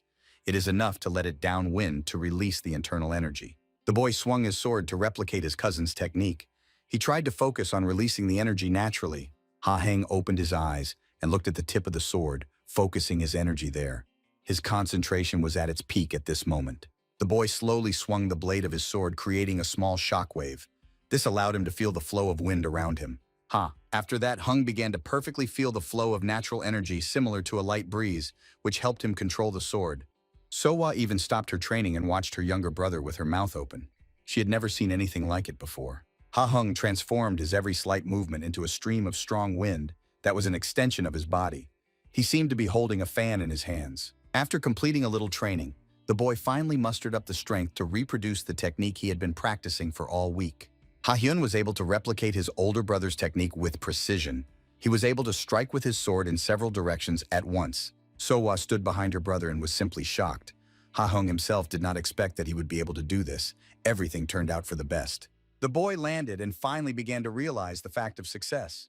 Suddenly, behind him, he heard the screams of his sister, who did not understand anything. Ha-hyun had not paid attention to her yet and felt a lack of inner energy. That is why the boy decided that it was enough for today. After that, the young man raised his eyes and saw his displeased cousin in front of him. So-wa asked the boy what kind of art it was. When the girl heard that it was Samja's technique, she could not hold back her emotions. She screamed that it was absolutely nothing like a basic technique. So-wa was very angry with her cousin because she understood that he had mastered an unusual technique, which she still did not like. The girl took offense at the boy and turned her back on him, saying goodbye for today. Ha-hyun didn't understand what had happened. So-wa headed forward, looking up at the sky. At the same time, she told her cousin not to talk to her during training anymore. The granddaughter of a legendary swordsman was determined to surpass her younger brother. She was troubled by the fact that she was worse than Ha-hyun. The days on the territory of Cheongaku flew by at an incredible speed. The students did not even notice how rapidly they were progressing. Kuchen was already ready to take back his words that this year's students are doing worse than last year's. Now, this was not a proven fact. Now the teacher could see that the fighters were working very hard and constantly improving their skills, despite the fact that they had not done this before. During all this time, the master managed to understand that there is only one reason for this. Ha-hyun had a great influence on the others during the training together. Absolutely all the young men and women around took an example from the guy who was constantly in the center of attention. He stimulated his surroundings. To Kuchen, it reminded him of the days when Ming was studying at the academy. However, there was a certain difference between the young men, mostly in their character. While Ming was acting like a lone brave dragon, Ha-hyun was an ordinary guy who could get tired at any moment. All the students immediately turned their attention to the boy. It was hard for them to believe that a true genius and monster could say such things. Ha-hyun didn't feel very comfortable being asked questions. The boys assumed that Ha-hyun simply admitted that he had overtaken them all. The guy replied that he was really tired. Kuchen noticed that the boy's genius was showing his abilities, but he did not forget about his peers. The master was very pleased that the genius was able to make friends with the rest of the young men who are older than him. They constantly tried to follow the boy. Watching his students, Kyu-hyun hoped that they would all graduate from Cheongaku together and become very good friends. At some point, the teacher drew the attention of his wards and said that the training was over for today. He thanked everyone for their efforts. The master then said that tomorrow they would begin learning a new swordsmanship technique. Ha-hyun and Se-wa were just delighted by this. However, for a second, almost all the students thought that it might be the same boring technique as Samji. It would not be good. Sova decided to dot all the I at once. The girl raised her hand and asked if the master could tell more about this technique. Kuchen was amazed at how quickly the students wanted to master everything. He told his wards that tomorrow's technology is called Changun. One of the students immediately recognized this name. Everyone was just shocked to hear that the Changun was a unique fighting technique only for the Namgun clan. Kyu-hyun confirmed this information and further added that tomorrow, the students would also begin learning Namgun's family internal energy concentration technique. The man said that he spoke with the head of the family, and he agreed to the decision that the students would start learning the secret techniques much earlier. Kyu-hyun said that this was only possible because each state demonstrated their skills worthy of being considered members of the Cheongaku. Ha-hyun caught the man's gaze on him as he spoke the last sentences. The boy understood that special emphasis was placed on him. With that, the teacher finished today's school day and said that the students can go home or stay to practice on their own. Namgun's family taught that swordsmanship was not about becoming stronger through one's own efforts and talent. The mastery of swordsmanship depended on how well the wielder of the weapon knew swordsmanship and the intricacies of battle. Some masters were distinguished by their excellent swordsmanship, which allowed them to do absolutely nothing and defeat their opponents with ease. Other masters, such as Kuchen, were distinguished by their unparalleled knowledge of the sword's trajectory and swordsmanship in general. However, there was one thing that was most valued in swordmasters. Anyone could own a nai, even a small boy or an old grandfather. The main thing was the desire, which Kahi was definitely not lacking. In addition, he possessed an incredible mind and talent from birth. It's been a month since the students started learning the Changun fencing technique. After a couple of dozen days, the results began to be seen. Ha-hyun was not a surprise to anyone. He was able to master the technique in a few days when the rest of the students continued to graze the rear. So-wa tried to keep up with her cousin and was also able to master the Changun technique quite well. albeit a bit later. During this time, the master noticed another young man. Pen Hong Hong from the Peng family began to stand out among the crowd with his skills and stubbornness. From the very beginning, Kyuchin had his eye on this stranger, who seemed rather strange to him.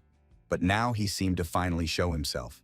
The man heard rumors, however, that Pen Gilson, the head of the Pen family, took his son as a servant and taught him martial arts from an early age. Kyuchin thought about whether the same son of Gilsan was in front of him now. He did not understand why there was any reason to accept a stranger to Chanangaku. One way or another, the head of the Namgun family promised to explain his decision to the instructor. Therefore, Kyuchin continued to follow the order and teach the stranger. Pen Honghook was also constantly comparing himself to one guy. He already recognized Ha's talent. Before that, however, some things were already beyond the realm of possibility. The boy did not understand how Ha Heng was able to grab a salute like dry land absorbing water. It was no longer a simple technique. And Pen Honghook had the feeling that the genius possessed Changgun's technique since birth, even though he only picked up the sword a few weeks ago. Before that, the word genius, talented, and gifted meant absolutely nothing to the boy. However, after meeting Ha Hena, everything has become completely different. Pen Honghook remembered the words of his father, Gilsan, who constantly told him not to get hung up on geniuses, but on the contrary, to use them as an impetus for himself. The boy always listened carefully to his father and heeded his advice. Pen Gilson said that this skill will definitely be needed by his son in the past. Now the boy realized that his father was really right. The world of the Namgun family was huge and filled with talents that were much better than Honghook. About the end of Namgun's training, Kuhek thanked all his students for their work and praised them as they grew in his eyes every day. Looking at the front rows of his students, the master said that he could already observe warriors who were able to perfectly master the technique of the Changgong sword. But that was not all the teacher wanted to say. After a short pause, Kuhek announced that he had a very important announcement for the students. The young warriors did not expect such a turn of events. They immediately turned their heads towards the teacher and began to listen to him attentively. After a hard day, all the students headed to the pavilion, which was the accommodation for the students of Chonangak Martial Arts Academy. Ha Hyung continued his training even here. At the same time, he remembered the speech of the teacher who told them about the use of internal energy. The boy's eyes literally burned with fire during the practice of internal energy. He remembered Kyu Hyun talking about the growth of inner energy despite the lack of sleep. The teacher explained that this is a completely normal phenomenon for warriors who are already ready to move on to the next stage. That is why he gave the opportunity to several students to pass the exam for promotion. All this time, Hyeon had no idea that Namgun's family had high hopes for him and that he was being given maximum attention. Ha-hen was considered an unsurpassed genius on par with Min, who had graduated several years earlier and perhaps even higher than his cousin. The boy was sitting in his room and preparing for the exam. He promised himself that he would definitely turn it in for the sake of his mother and family. The next day, Ha-hyun woke up very early and headed to the Chonangak training ground. It was normal procedure for him. Approaching the central gate, the boy suddenly heard conversations inside. It was very strange because Ha-hyun usually came here alone. It was hard for the boy to believe that someone other than him decided to come to the training ground earlier. However, his assumption did turn out to be true. Pen Honghook arrived even earlier than his peer and demanded that the teacher admit him to today's promotion exam. Kyuchin replied to the boy that he would definitely get it when he was ready. The master did not understand why the novice was in such a hurry. Pen Honghook then asked the teacher if he thought he wasn't ready for the exam despite Ha letting him in henna. Pen Honghook clearly remembered in his head the moment Kyo Yun announced that only Ha Heng is admitted to the exam due to his excellent performance. The guy did admit that Ha Hyung has incredible skills compared to his peers, but Pen Honghook didn't think he was the strongest. Kyu Hyun said absolutely nothing to the young and green boy. He perfectly understood that these are ordinary children's emotions, which are most likely related to envy. Despite this, the teacher saw the flow of energy of one of the best students, which was literally burning with fire. The master was very interested in watching the young man. Kuchin's face after this conversation. Now the man admitted that Honghook really fits the Peng family in terms of his temperament. Meanwhile, Ha Heng just entered the center gate and stopped in the arena. He held in his hands a wooden sword, which was necessary for the test. The boy did not expect to see one of the students in front of him. Suddenly he heard the master's voice commanding him to raise his sword. Ha in front of you, Heng could observe a serious peer. Pen Honghook was also eager to pass this exam and improve his qualifications. The traditions of the warriors of the Penda family differed from those preached by most families of the entire military world. The next head of the family was not the eldest son. The strongest son became him because the strongest had to survive. Ha Heng was behind the central wooden gate and was in no hurry to enter the training ground. However, the master was able to notice him. Kyuchin called the most successful student to him and told him that he had noticed him a long time ago. Ha Hyung was forced to show himself. Honghook was somewhat surprised. As soon as the boy saw his direct competitor, his eyes immediately lit up. With each such look, he became more and more enthusiastic. Instead, Ha Hong looked like a completely insecure young man.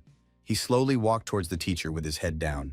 When the young men faced each other, Kyu-hyun said that Honghook's behavior in this situation was completely justified and that level of arrogance was necessary for a warrior. The master said that the boys can now properly call themselves warriors and will now be able to determine among themselves who is stronger. Kyuchin said that the only way to do it now is sparring. The young men immediately met each other with radically different views. The master added that this time the sparring would be real, unlike the one practiced during the exam, and the warriors would be allowed to fight at full strength. Kyu-hyun also said that the winner will be the last one standing. Rivals faced each other. Pen Honghook looked into the eyes of his opponent and understood that he was very strong. In no family did the young man see such talent as Kahina. However, the boy had a trump card in his pocket, which he called Will. He instead clenched the wooden sword in his hand, showing his confidence. Master Kyuchin loudly clapped his hands and announced the start of sparring. The man waited impatiently for the battle to begin. Considering his character, Pei Honghook simply couldn't help but attack first, so he immediately got up from his seat and headed in the direction of the enemy. Meanwhile, Ha Heng, on the other hand, remained standing still in his place, holding his sword in front of him. He was preparing to take the opponent's blow. Pen Honghook on the nose, the first blow in this fight that was blocked by his opponent. Ha Hyung made it clear who was in charge here. Kyu-hyun watched this match with passion in his eyes. He really liked the beginning, because the opponents immediately showed their best qualities. Pen Honghook wasn't going to stop at his first attack, so he swung his sword again for the next strike. This one has already turned out to be much stronger and more complex in the block. Despite this, Ha Hyun was able to block the blow, albeit with difficulty. Master Kuhek was pleasantly surprised by the skills of the young man in the Pen family. He understood that the head of the family managed to teach his son a lot. After the last attack, Hung realized that he couldn't just defend himself. The boy swung his sword and clashed with his opponent. Pen Honghook put in minimal effort for the last block. He fell down without looking at his opponent, knowing that his inner energy level was much stronger. Ha Hen was a little worried about his situation at that moment, because it was his first official sparring but not his first fight. Pen Honghook looked much more confident as he had sparred many times before this. He forced the opponent to constantly defend against him like this. Ha Heng wasn't going to panic for a second and dodge the attack with ease. For a second, the boy was reminded of his match with Huang. After one small step to the left, Ha Heng swung his wooden sword with all his might to deliver a powerful blow towards the enemy. Pen Honghook by no means expected such a turn of events and was forced to block. The young man was shocked by an unexpected and rather strong attack. He was forced to admit that Ha Heng would have already won this fight if they had real swords in their hands. His skills were truly incredible. Pen Honghook understood that the opponent had practiced much more than him, so he had absolutely nothing to oppose the young genius. Ha Hyun looked at his opponent and saw in him Namgung Min, whose energy was much stronger than his own. Pen Honghook was almost a reflection of his older cousin at this moment, as the energy literally overflowed him. All that remained was to use it. Ha Heng understood very well that in a direct confrontation with his opponent, he would inevitably lose because the balance of forces on the battlefield was uneven. At this moment, the boy realized that it is impossible to prolong the battle because the enemy has more endurance. Ha Heng attacked for reasons of his own. Pen Honghook was fully prepared for the enemy's attack and looked straight into his eyes before the collision. Ha's View Heng was already much more confident. Two opponents clashed in a blow with their swords, and the weapon of one of them split in half. The tip of the wooden sword ended up lying on the floor. Ha Hen remained on his feet and looked at his opponent with a confident look, holding the wooden sword in front of him. Instead, Pen Honghook could not hold back the onslaught from his opponent and ended up on the ground. The blade of the opponent's sword was right in front of his face. The young man could not even imagine what Ha Heng has an incredible combination of power with his speed. It was because of this that he was defeated. Pen Honghook noticed that the opponent had used the maximum of his strength and was almost out of breath. He would have won this fight if he could control his power. However, this did not happen, and he lost. Ha Heng, having won this fight, immediately gave his hand to his opponent to help him stand up. Pen Honghook appreciated the gesture from his opponent. The young man did not expect that Ha Hyun will behave himself as politely as possible after their duel. Peng family was forced to admit defeat. He smiled pleasantly and said that Ha Hyung is really incredibly talented and strong. Pen Honghook took his sparring partner's hand and rose to his feet. Ka won the first match since joining Hen. After his defeat, Pen Honghook realized that he was quite arrogant. Now the young man promised himself that he would train more to catch up with the genius. Kyuchin was very pleased with the match and its result. The man's previous guesses were confirmed and his best student won. Pen Honghuk went home and the teacher was left alone with the boy. The man ordered the student to go home and rest today before an important day. Kyo Hyun said that tomorrow would be the final day of the promotion exam. Ha Heng did not expect his career growth to happen so quickly. Meanwhile, Alcyone's Marimu went about his business at the expense of the demonic cult. The situation was tense, so it was necessary to constantly monitor it. Namgun Murin went to the opening of the alliance to help deal with the situation. Family head Namgun was forced to postpone the rest of his business. A guest suddenly entered his room, who was surprised that the old man was still here. Murin was glad to see his old friend. Chivo Golge asked his friend if he was not tired of sitting in this dark room, because he had spent almost 3 months here. Murin was involved in the investigation of the eradication of military groups and families more than a year ago. For the first time, the Alliance was able to find evidence that it was the work of a demonic remote. Chivol Golge constantly visited the head of the Namgun family and helped him defuse the situation with the destruction of families and their revenge. The Great Elder noticed 2 common features in certain situations.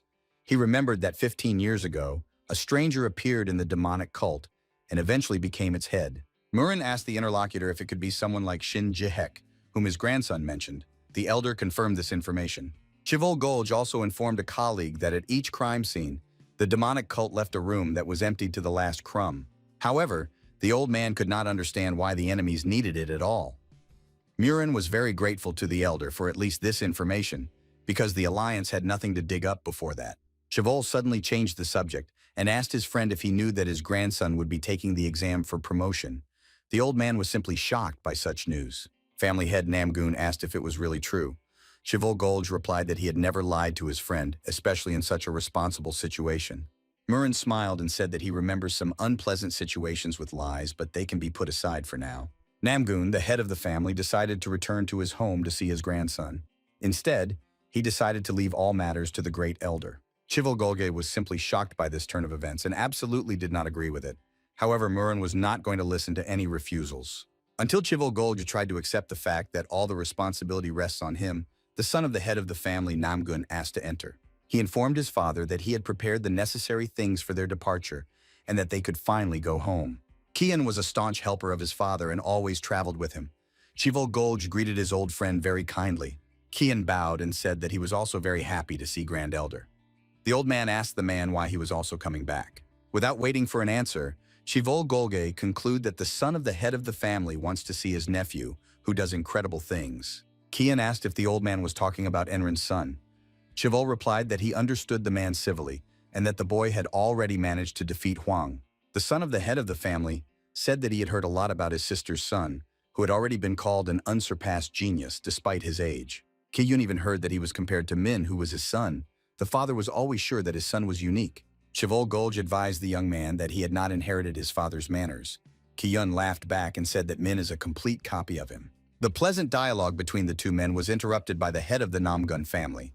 He informed his son that there was no time for conversation, as there were urgent matters awaiting them. Murin really wanted to go home, because he could not miss his grandson's exam, which was sure to surprise everyone present. The morning of the next day came very quickly, and Ha-hyun appeared for the exam. Namgun was present at it, Gaikol and Ordinary Master Kyuchin. The teacher pointed the boy to a low tower in front of him and informed him that this would be his task for the promotion exam. Ha-heng just stared at this low tower in silence. Kyuchin, meanwhile, explained to the participant that this structure is very strong and made of steel. At that moment, Haikul decided to join this conversation and asked the boy to go back to get the instrument for the exam. Ha-heng received the iron sword for the first time. At first glance, the boy didn't notice anything special, just a well-forged sword for a senior rank. Kyuchin said that the young man will need this sword during the exam, and he will be able to take it for himself if he successfully completes the test. The examiner explained to the boy that his test would consist of 3 strokes. Ha-hyung asked what the man meant by that number. The teacher replied that the boy should break the tower with 3 swings of his sword.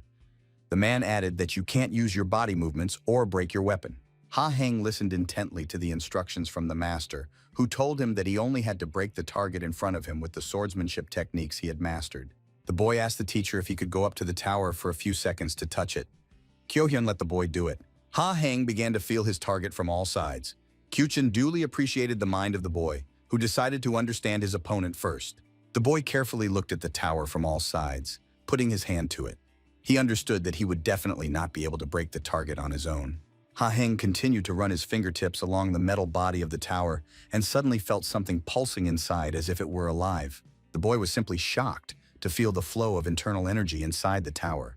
It turned out that metal objects can also do the same. Ha Heng was able to clearly see the internal energy seeping out through small cracks that were impossible to see with the naked eye. At first glance, the tower looked like a solid piece of steel, but in reality it was not. Ha Heng was able to reveal this secret immediately. The boy understood that every outlet of internal energy is a gap that he can use to make the tower fall. He began to draw his sword. Ha Heng got into a fighting stance and prepared to fight the enemy. It was much easier for him to get started knowing the tower's many weak points. Q Yun and the son of the head of the family, Namgoon, were a little shocked when they saw what the boy was going to do. He wanted to use an unbreakable fencing technique. Geikel had watched before that how all the pupils who came to this test filled the match with internal energy and then pushed the tower with force. However, Ha Young used a completely different technique that focused on calmness and had very little effect on the dynamics that the Namgun family focused on. The man concluded that the young man would definitely not be able to topple the tower with such a technique. Heikel even suggested that this would be an obstacle that would stop the genius. However, Ha Hen had a completely different opinion on this score. He did not think about responsibility at all and slowly exhaled, preparing to strike. The guy struck the first blow, but it turned out to be completely unsuccessful. He didn't manage to get into the gap, so absolutely nothing happened. Ha Heng tried to make his strike as accurate and subtle as possible, so that the sword blade could catch the many streams of internal energy seeping through the gaps. The first two shots turned out to be completely incompetent. Ha Hyung was on the verge of failure, but at the last moment he decided to concentrate and closed his eyes. He remembered his training. He needed to deliver tens of thousands of blows to the same point. Now he only needed to do it once. Ha Hyun opened his eyes wide and prepared to attack as much as possible. The boy perfectly understood that he no longer had the right to make a mistake. The Chonangaku membership aspirant delivered a powerful and precise strike with his sword, striking the tower in front of him and piercing it through. After this attack, the metal structure began to crack at the seams. The boy managed to get into the gap, and the internal energy began to pour out. The examiners were literally shocked by what the young man had just done. Before that, Chal did not believe in the boy's success, but he had to take back his words. The tower literally shattered into small pieces right in front of the winner's face. Ha Heng was able to take down the target in a very unusual way. Namgoon Kyu Hyun seemed to know a little more than his colleague, as his view was quite different. His shock was different, as if something extraordinary had happened. Ha Hen, despite the fact that he broke the tower, was very upset and decided that he failed the exam. The teacher asked why he thought so. The boy showed his sword and said that due to excitement he sent more energy than necessary, and the tip of the sword could not withstand such pressure. Kyu Hyun calmed the boy down in a moment and said that the rules do not stipulate that the weapon must remain perfect, so everything is absolutely fine. Ha Hung didn't expect to hear such an answer. He had already rewritten himself as a loser, and suddenly everything turned 180 degrees. The master informed the novice that he had passed the exam and could now officially be considered an honorary member of the Chonangaku Martial Arts Academy. After that, the teacher advised his student to go to the forge to repair his sword, because now he had to take care of his weapon himself. After the exam, Gichol was forced to admit that Ka Hung is truly a genius. He had never seen how a tower could be broken in such a way before. Namgoon Kyu Hyun said that unlike his colleague, he had only seen this once. Chol asked the examiner if it was Namgoon Min. The teacher replied that it was not a young man at all, but the head of the Namgun family. He first broke this metal tower in a test trial. Kyuchin reported that Murin had used exactly the same method as Ha just now Hen when he demonstratively broke the first test tower. Geikel was simply shocked by such news and asked the man why he did not speak about it earlier, because it is really an incredible fact. Kyuyun smiled and quietly said that the head of the family had ordered not to tell anyone about this, as he had his own plans for the tower's destruction method. Murin said on the first day of the test that one day, there must be a person who will break the tower as well as he did. Gickel was simply shocked when he heard from the examiner that the head of the family was ready to accept such a person as his only pet. Chol asked if it was because of this ordeal that the head of the family did not accept Min as a student. Kyu Hyun replied that Min used a method that was typical of most members. Instead, Ha Heng was able to notice the enemy's weakness and use it to his advantage. This meant that the head of the family would finally accept his only disciple. Geikel was not very happy at first glance. He remembered that after his mother died, Murin lived his whole life alone. A few years later, he lost his only daughter, Enro, who he left behind. It was this inheritance that now had to fill the emptiness in Murin's heart. Gichil promised his late sister that the family remembers her, and even if he doesn't, someone else from the Namgun family will surely avenge her death. After receiving a real sword as a reward for passing the exam, Ha-Hena immediately began mastering it after repairing it. He really enjoyed training with the new sword, which fit very nicely in his hand.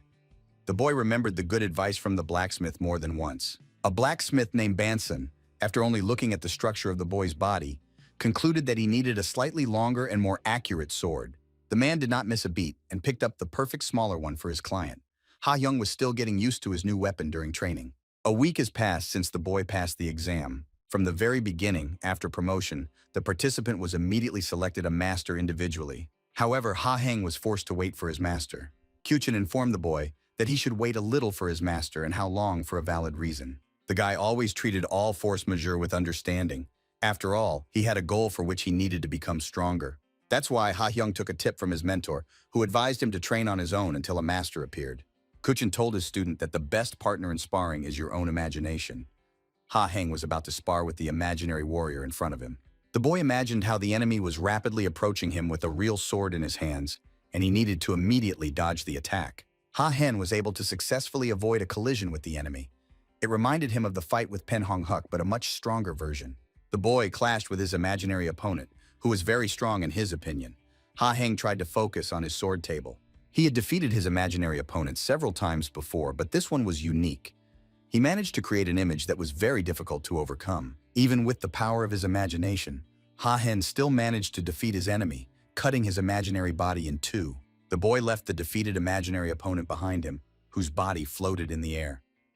Ha-Heng decided to rest for a while. At the moment of pause, the boy heard his brother coming up behind him. He clapped his hands and praised his cousin for his efforts. Turning his head back, Ha-Hyun saw Huang in front of him, who was smiling pleasantly. The young man apologized for preventing his brother from practicing. Ha-Hyung said that everything was perfectly fine, because he himself really wanted to see his brother. Huang was very happy that their thoughts coincided. The young man congratulated his younger brother on the promotion, which was quite significant. Ha-Hyun replied that he was just lucky to pass the final exam. Huang replied that luck is also a part of success, but added that he was sure that the boy did not pass the exam with her help alone. Ha-Heng was very grateful to his older cousin for the praise. He smiled brightly and said that he greatly appreciated the words of support from his relatives. Huang thought about it and, after assessing the situation around him, asked if it was Ha-Hyung is really going to practice his skills all the time by himself. The cousin offered his younger brother and brother to keep him company in training. Ha-Hyung asked if they would spar again. Huang apologized for not bringing his sword with him, so he suggested that they spar again with their fists, as they did when they first met. Ha-Hyung thought for a second and remembered that his last victory was a complete fluke, as Huang lost his guard then. In the end, the boy could not refuse his older brother, so he agreed to spar with him despite the obvious superiority of the opponent. Huang started to warm up and praised his brother again for being very brave, as not everyone would voluntarily dare to face an older opponent. Huang assumed a fighting stance and said that he was ready to fight, warning that he was already going to attack. Hearing the agreement from his opponent, the young man immediately moved from his place and headed towards his opponent using the fast walking technique. Ha-Heng immediately recognized this technique as he had seen it in the very first exam. However, this time she was much faster and more accurate. Huang found himself in front of the boy who dodged the attack at the last moment. He admitted that the opponent definitely became stronger. Huang wasn't going to stop at his first failed attack, so he immediately planned his next one and swung his arm to deliver a heavy blow. Ha-Hyung had no time to run or dodge the blow, so he was forced to absorb the blow by putting a block in front of him. Huang praised his younger brother for being able to stand up because he had just put in a lot of effort, but the boy didn't fall down. Ha-Hung replied that he was too weak for this battle anyway. Huang warned his brother not to even count on winning this sparring match. The young man got up from his seat and ran towards his opponent, informing him that he had been training for 5 years, so Marnie had weak techniques against him. Despite this, Ha-Hen continued to cherish the hope of his victory and prepared to meet the enemy on the spot. He chose the right moment for the counterattack. When Huang was an arm's length away from the boy, he threw a powerful punch back at him, meeting his left fist halfway. Huang never stopped being amazed at his younger brother's skills, but he understood that he would not be able to last as he was many times inferior to him in strength. Ha-Hyun really didn't feel the best in such a situation. The boy tried to keep up with his cousin in strength, so he stood firmly on his feet. However, at some point the boy's legs still began to buckle. He could not withstand the onslaught and fell back, his back down. Ha Heng knew very well that he would now fall on his back, and that would mean that the sparring was over with his cousin's victory.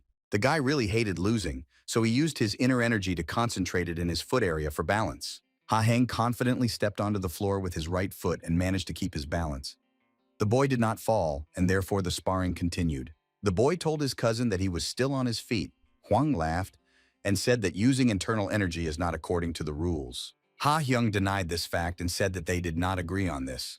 Huang reminded him that he didn't bring a sword with him, so the sparring is only with fists. Younger brother that he used absolutely nothing but fists in sparring, and using internal energy for balance is not prohibited by the rules. At that moment, Huang realized that he had to argue with his cousin.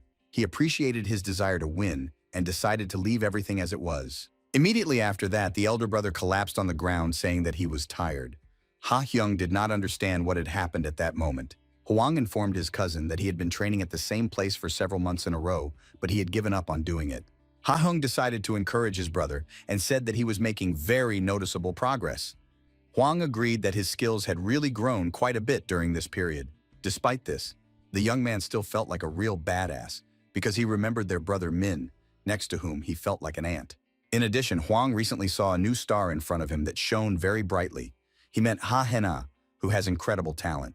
Huang agreed that this star was shining very far from him for now, but its brightness was becoming more and more visible in his eyes with each passing day. Ha Hyung was just shocked when he heard that his brother was going to give up his dream of becoming the head of the family. He believed that in any case, he would lose this fight. Huang was ready to lose to Mina or even Ha Henu. The latter did not really like this mood of his brother, so he decided to cheer him up. Ha Hyung informed his cousin that he trains at this place every day. Huang replied that he noticed that, which is why he came to chat. Ha Hyung said that's not what he wanted to say, and added that even if he becomes head of the Namgun family, he still only wants to train with Huang.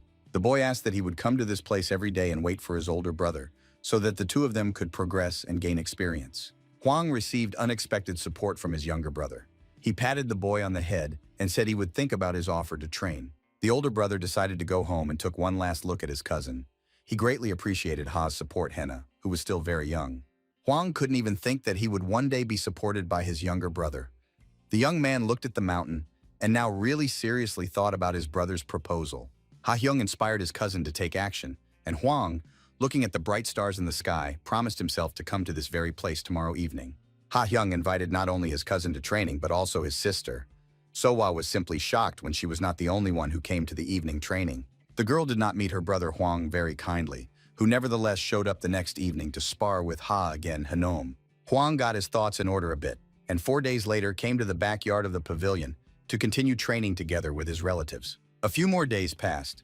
Ha Heng woke up early in the morning and immediately met Juan. The servants greeted the young master kindly and wished him good morning. The boy immediately noticed some strange commotion in the house and asked Juvan why everyone was so worried. The man was surprised that the boy had not heard of anything yet. When the servant informed the young master that the head of the Namgun family would arrive very soon, Ha Hyung was very happy to see his grandfather again. The young man bowed low to the man and thanked him for the information. Juan replied that he was happy to help and would do it again. The servants admitted that since this boy had come to live in their house, it had become much brighter and more good manners had been added. The woman next to Juvan suddenly interrupted their fascination and turned her attention to the boy, who very quickly headed for training. The woman asked her partner if he thought that Ha Hyung has changed a lot these days, and she spoke not only about physiology. Of course, Ha Hen spent another day on the territory of the training pavilion because honing his skills became a habit for him. Kyuchin decided to let his students off early today because he had extra business. He said that the soldiers can rest today. Instead, the man turned to a student who had already passed the promotion exam. He asked Ha Hena to follow him. The guy naturally agreed and they went about their business. Ha Hen still had no idea where they were going. On the way, the young man asked the teacher where he would take him now. Kyo Yun replied to the boy that they were going to meet his new master. Ha Hyung was not very happy about this event at first and asked why today. Kyo Hyun said that it should have happened earlier, but it happened how it happened. The man was a little surprised that the boy was bored. Ha Hyung informed his teacher that his grandfather would be arriving today and he would like to spend at least a little time with him. Kyo Hyun laughed back and said that the boy would definitely be able to stay with his grandfather after meeting the new master. The teacher and student finally arrived at the residence of the Namgun family, where Ha Hyung was to meet his new teacher, who would teach him new martial arts. Looking at the residence, Ha-hyun smiled and remembered the first time he had met his grandfather in this place, to whom Chivol had brought him. Gold. The boy remembered how his grandfather hugged him tightly. He was very pleased with it. Several months have passed since then. Time passed very quickly. Kyuchin stood still and watched the little genius. A pleasant smile appeared on his face. He decided not to interfere with the young man's memories. Suddenly, the teacher shouted loudly, announcing his arrival to the head of the family. Ha-hyung didn't understand what was going on. Murin allowed his charge to enter the door, and it slowly opened. All this time, the boy seemed to be wondering why they had come here. Entering the room, Kyuchin bowed low in front of the head of the family and congratulated him on the fact that he had finally returned to his native room. Ha-hyun just realized that they had visited Grandpa. The boy began to scream loudly and was happy that he could finally see his grandfather again. Murin was also overjoyed to see the young man. He did not see his grandson for 3 months and was infinitely happy to see them. Ha-hyun was acting much more emotional than when they first met. The boy immediately moved from his place and quickly ran in the direction of the head of the family. He hugged his grandfather with all his might and said that he missed him very much. Murin was shocked by the behavior of his grandson, who was not distinguished by his emotionality before. Namgoon, the head of the family, asked the boy, "Is he so happy to see his grandfather?" Suddenly, an awareness of the hierarchy came to Hen. He apologized to the head of the family for his rudeness and harshness. Murin replied that everything is absolutely fine because a family is a family. The grandfather put his hand on his grandson's head and patted him. Murin noticed in 3 months how his youngest grandson had grown up quite well. Murin also noticed that the boy's inner energy had become completely different. He realized that the boy had been working hard on himself all this time. Ha-hyung told his grandfather about his promotion exam that he passed. The grandfather replied that he had already heard about this day and was very proud of his grandson. The boy also told his grandfather that Master Kyuchin brought him here to meet the new teacher, but it seems the man was just joking. After this phrase, a pleasant smile appeared on the grandfather's face. He informed his grandson that his current teacher was not joking at all. Ha-hyung was even more confused after this answer. He could not understand what was going on and wanted to hear a clear explanation. Murin asked the boy if Kyuchin looked like the kind of man who would joke about such things. The teacher laughed along with the head. After that, Murin thought it necessary to introduce the boy to his new mentor. Grandfather stepped forward and called himself the young man's new teacher. Ha-hyung was simply shocked at this turn of events. Seeing his grandson's reaction, the grandfather asked if it was Ha-hyung is not happy to learn from him. The guy replied that he was happy, of course, just very surprised. He did not expect that the legendary sword master would be his next teacher. Hearing the dialogue between grandfather and son, the great elder decided to intervene in the dialogue. He called Ha-hena is an ungrateful guy who betrayed him. The old man demanded from the young man to explain why he agreed to study with old Namgun and refused to study with the great elder. Ha-hyung had by no means expected to see Elder Chivol in this room Golge.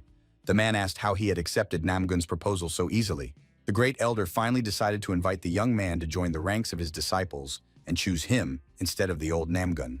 Ha-hyung didn't know how to react to this offer at all. Chivol demanded a quick answer from the boy because such decisions should already be made. In the end, the boy said that he wanted to live in the Namgun family. Chivol Golge asked if he had chosen such a path because Kaban was taught by beggars. Ha-hyun clenched his right fist tightly and replied that it was not like that at all. The guy chose his own path only for personal reasons.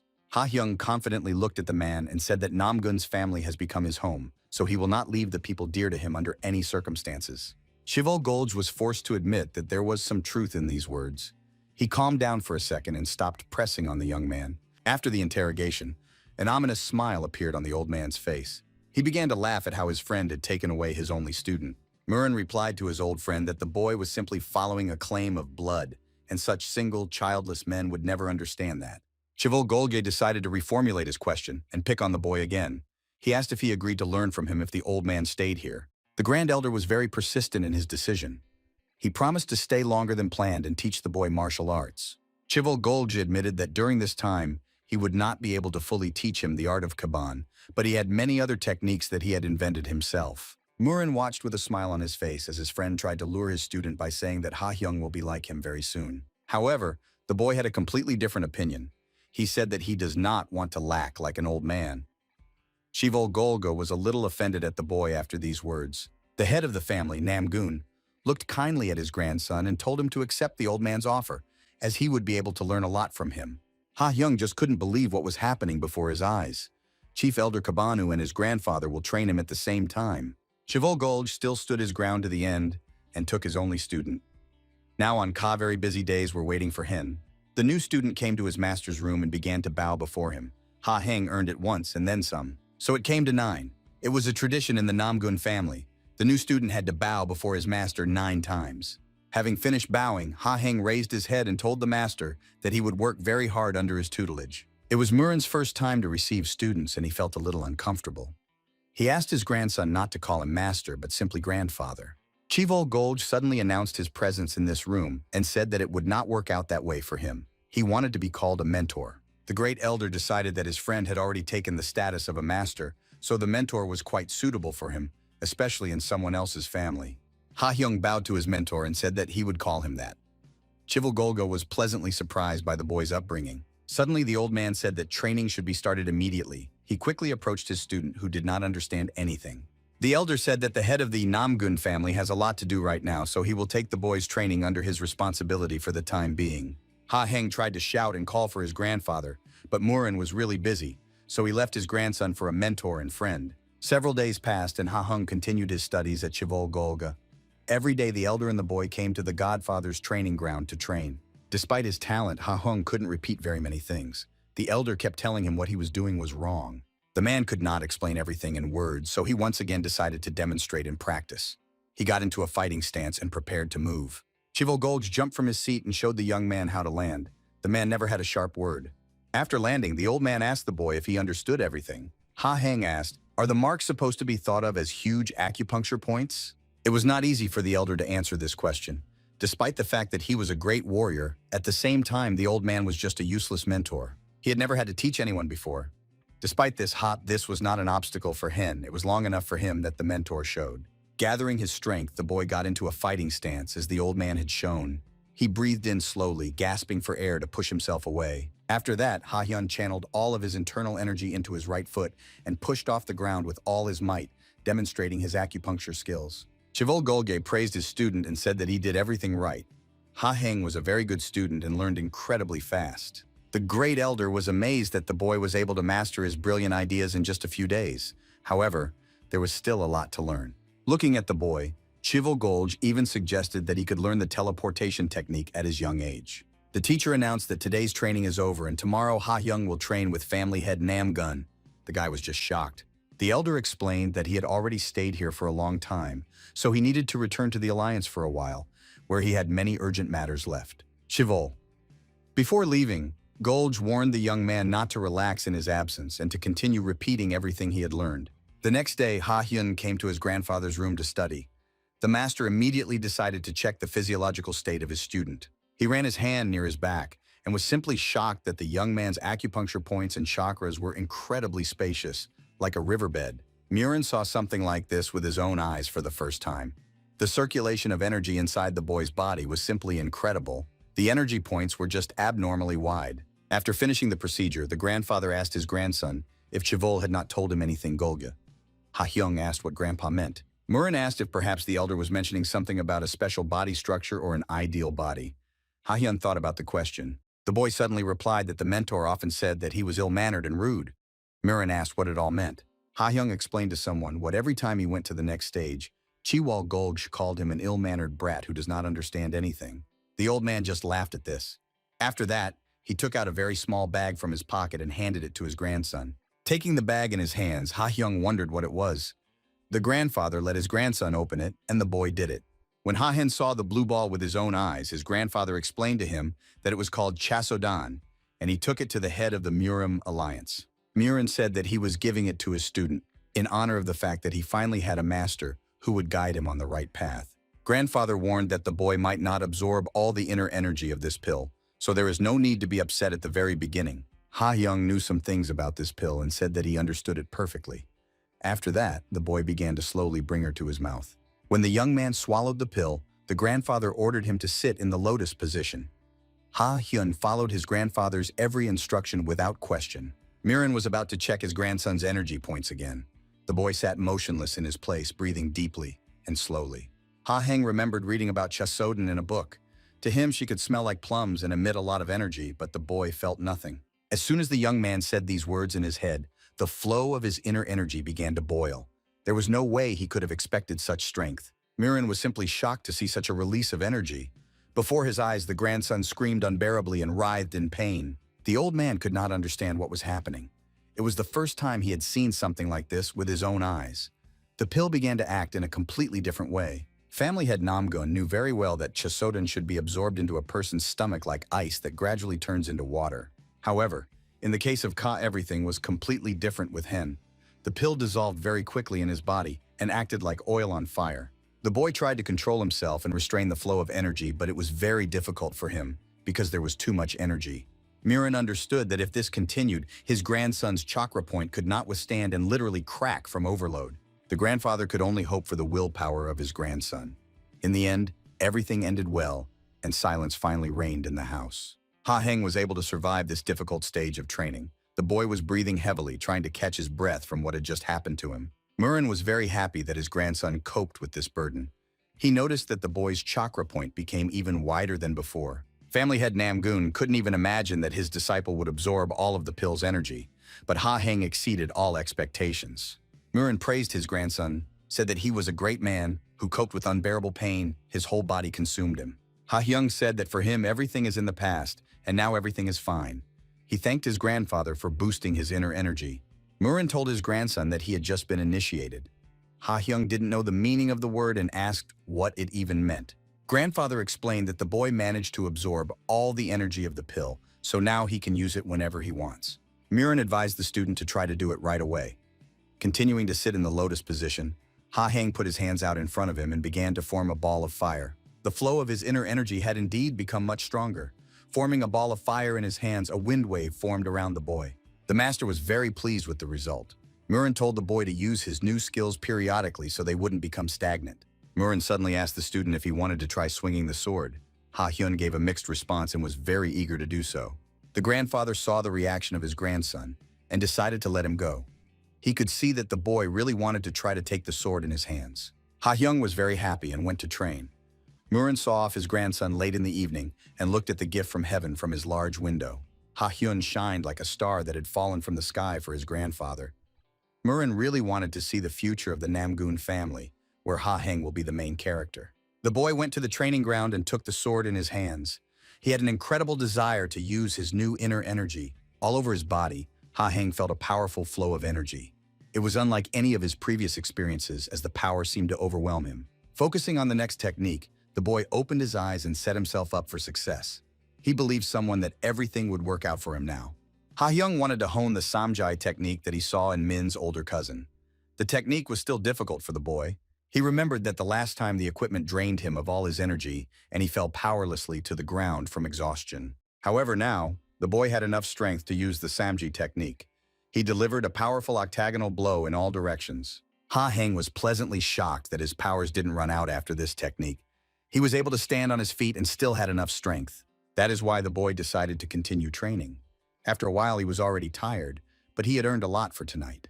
After practicing the Samji technique using Ha's new sword, Hyun was able to stand on his feet and not collapse from exhaustion. He still has strength left. The boy really liked the inner energy that the pill gave him. He understood that with such power, he would be able to learn much faster. Moreover, today Ha Heng invented his new technique and was going to show it to his grandfather tomorrow to hear his opinion on the matter. The morning of the next day came very quickly, and the boy eagerly went to practice with his grandfather to demonstrate his new skills. Murin immediately put his grandson in the lotus position to check his inner state. Surprisingly, the old man did not see any negative energy. The grandfather praised his grandson for handling his inner energy very well. Ha Hyung replied that it was thanks to his grandfather. However, the old man understood that it was all about his grandson's physiology. Even after the most insidious Chasoden, no negative energy appeared in the boy's body. The grandfather asked his grandson how he was feeling. Ha Hyung replied that his body felt much lighter and energy was constantly overflowing him. Murin understood that it was because of the special structure of his body. The guy had only one minus. He absorbed any kind of elixir very painfully. The master informed his student that today they would practice using internal energy, and the boy learned a new spiritual technique. Ha Hung immediately rose from his seat and was ready to begin. It was very much like a guy who was always willing to learn something new. First, clan head Namgun decided to tell his grandson about spiritual technique because it had many subtleties in its use. Ha Hyun listened carefully to his grandfather and was simply shocked by his words. He tried to interrupt the old man to clarify some information. Seeing the look on his grandson's face, the grandfather asked what had happened. Ha-hyung couldn't formulate a clear answer as he was a bit doubtful. In the end, the young man informed his master that the technique he was talking about had been in his own arsenal for a long time and he was using it. Ha-hyung told someone that his mother had once told him about the intricacies of this technique, so he started practicing it and was eventually able to master it. The guy was not very sure about all the intricacies of the technique, but he asked his grandfather to listen to him so that he could give an answer back. Ha-hyung told his master about the intricacies of the spiritual technique that his late mother actually taught him when she was still alive. The Namgun clan listened to his little grandson with admiration and shock. He didn't expect the boy to know so much at his age. Murin confirmed absolutely all the information that the boy told him. The grandfather asked if the grandson had encountered any difficulties while practicing this technique. Ha-hyung said he had no difficulty. He was able to understand the principle of action very quickly, and the inner energy began to work for him. Murin was immensely proud of his grandson. He praised the boy and said that he understood everything very well and that he did not even need to explain. A family head Namgun knew a great many high-ranking warriors who had difficulty understanding the spiritual technique and were unable to use it. And in front of him now sat a 10-year-old boy who understood unnecessary explanations. The old man realized that this child did not even need enlightenment. Since Ka-heng had already mastered the family technique and the Taean technique, the head of the family concluded that it was time for the boys to learn serious fencing technique.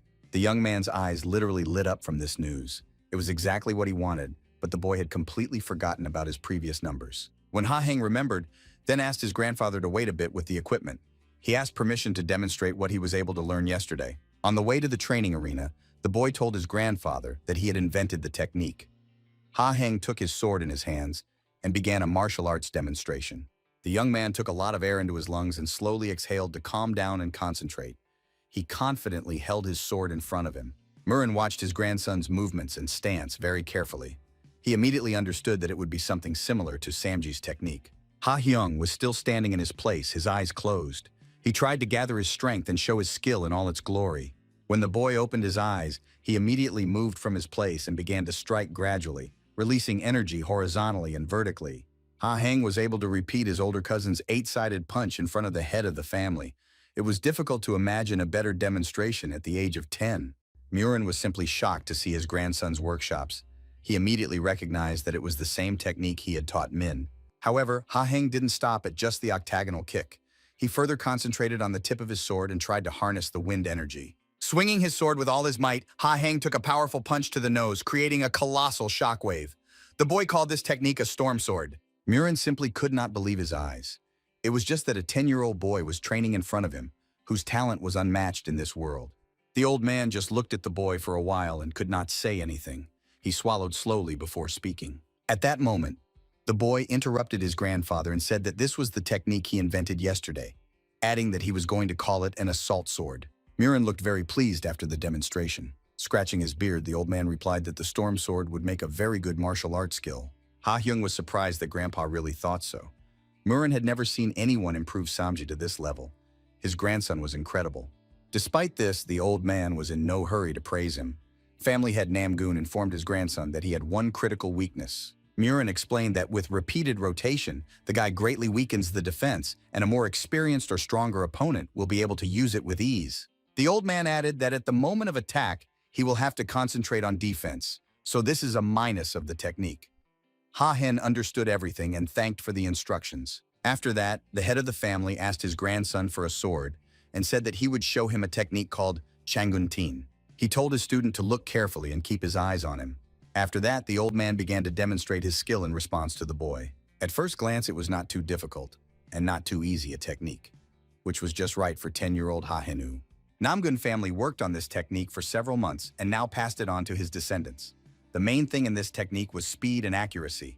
Watching his grandfather and Ha-hena felt as if the sword was literally cutting through space, oblivious to obstacles. The boy admitted that his grandfather was really a great master of the sword, with whom no one could compare and no one could repeat his technique like him. After finishing the demonstration, the master asked his student if he had time to see everything. With a not-so-satisfied look on his face, Hyun replied that he did. When the grandfather asked what was wrong with the boy's face, Ha-heng said he saw something strange about the technique, but he wasn't too sure about it. He asked the head of the family if it was possible that he saw in this technique two different martial arts that were actually combined into one. Murin by no means expected to hear such words from his grandson. He was shocked, because a 10-year-old boy definitely could not understand this. However, the old man definitely did not hear Ha Heng continued to explain his feelings about the mixed media that looked like one. Moreover, every movement seemed as familiar as possible to the boy, although he had not seen this technique for the first time. The young man had a very strange feeling. Family head Namgoon told his disciple that the Changateen technique was indeed made up of two that the young man already knew. Nothing seemed to him. Ha Heng now understood why he had such a familiar feeling during his observations. Changateen was like a combination of two simple techniques. The boy tried to express his thoughts as constructively as possible, but he did not succeed. Murin asked his grandson not to stop and to continue. However, Ha Young decided to take a short break after all. He asked for some thought before answering. Of course, the old man allowed it. Ha Young closed his eyes and focused on his inner feelings. He wanted to recall all familiar techniques in as much detail as possible and formulate his opinion. Murin watched with admiration as his grandson showed an incredible interest in martial arts. He liked it very much. Family head Namgoon was the best in martial arts, and Ha Heng enjoyed his skills wholeheartedly, analyzing the techniques. Ha Hyun was able to come to some thought and finally opened his eyes. He told his master that he seemed unable to express all his feelings in words. That is why the boy decided to take up the sword and ask the old man to use the weapon in order to demonstrate his feelings. Murin naturally gave his grandson complete freedom. Ha Heng picked up his sword and asked his grandfather to watch him closely. Murin kept his eye on his student. The beginning of his technique seemed almost identical to the Changanteen technique the old man had demonstrated before. The head of the family was very interested in what the young man would offer him now. He wanted to see the separation of these two techniques, or the weak point in it. Meanwhile, Ha Heng himself did not yet understand what he would do. He simply picked up the sword and moved from his seat, beginning a demonstration training. The boy made a powerful blow with the blade of his sword in the air. He decided to slightly adjust the technique of the old man and remake it in his own way. Murin was simply shocked to see the new technique with his own eyes. He could not even think that his grandson would be able to make such progress. Continuing to watch the boy, the old man could clearly see the reflection of the Changgunmu technique that Ha Heng couldn't know for sure. Changgunmu was a sword technique that belonged only to the Namgun family.